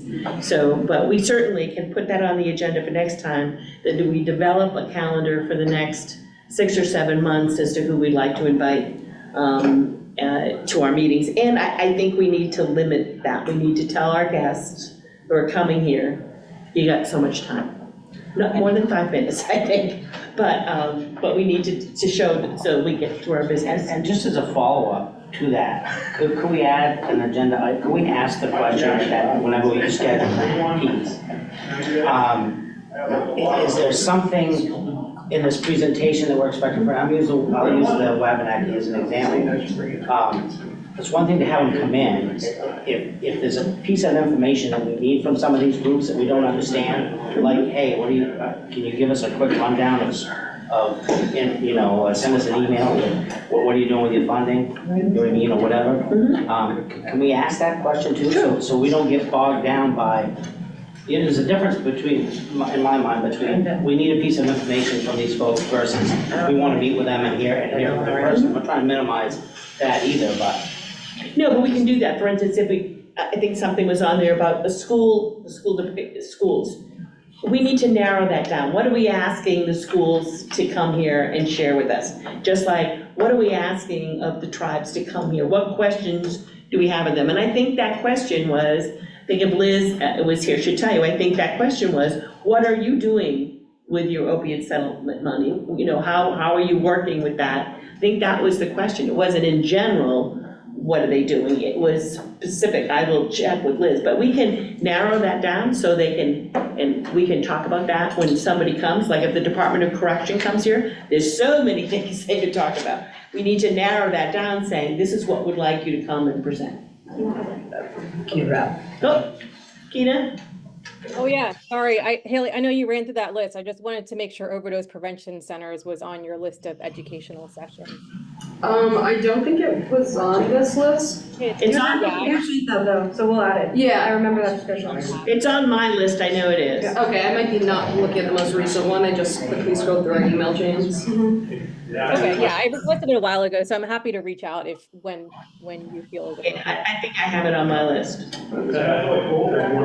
Yep. All right, what is your item? Go ahead. I will not be at the next recovery council meeting in June. I will be out of the office. Also, so will my supervisor. So at that council meeting, we don't have, an attorney identified to, be present. And there are a lot of attorneys in our office, but they don't know this council's work. So, Should we change our meeting for just June? I mean, that I think is something to consider. And it's maybe something, we can drop the pad on, but it'd be useful for, I think, you to, talk about whether you want to do that. Okay, we can talk more about that, but thank you for sharing. All right, I'll put that on the list. He's gonna leave us unsupervised without a lawyer. Run amok. And he's afraid of it, so we could. All right, thank you, Brenda. We'll talk more about how we'll cover that and do that. Any other business to come before us? It is now 4:31. Anyone on the finance committee, we meet on the last Monday of every month. That is Memorial Day. I made the decision that we're meeting at the same time on Tuesday. On Tuesday, okay. It'll be right before the programming grants. Tuesday after Memorial Day. Okay, great. Haley will still send us out a reminder, so that's it. Yeah, without just. Okay, all right, meeting's adjourned. Thank you very much, everyone.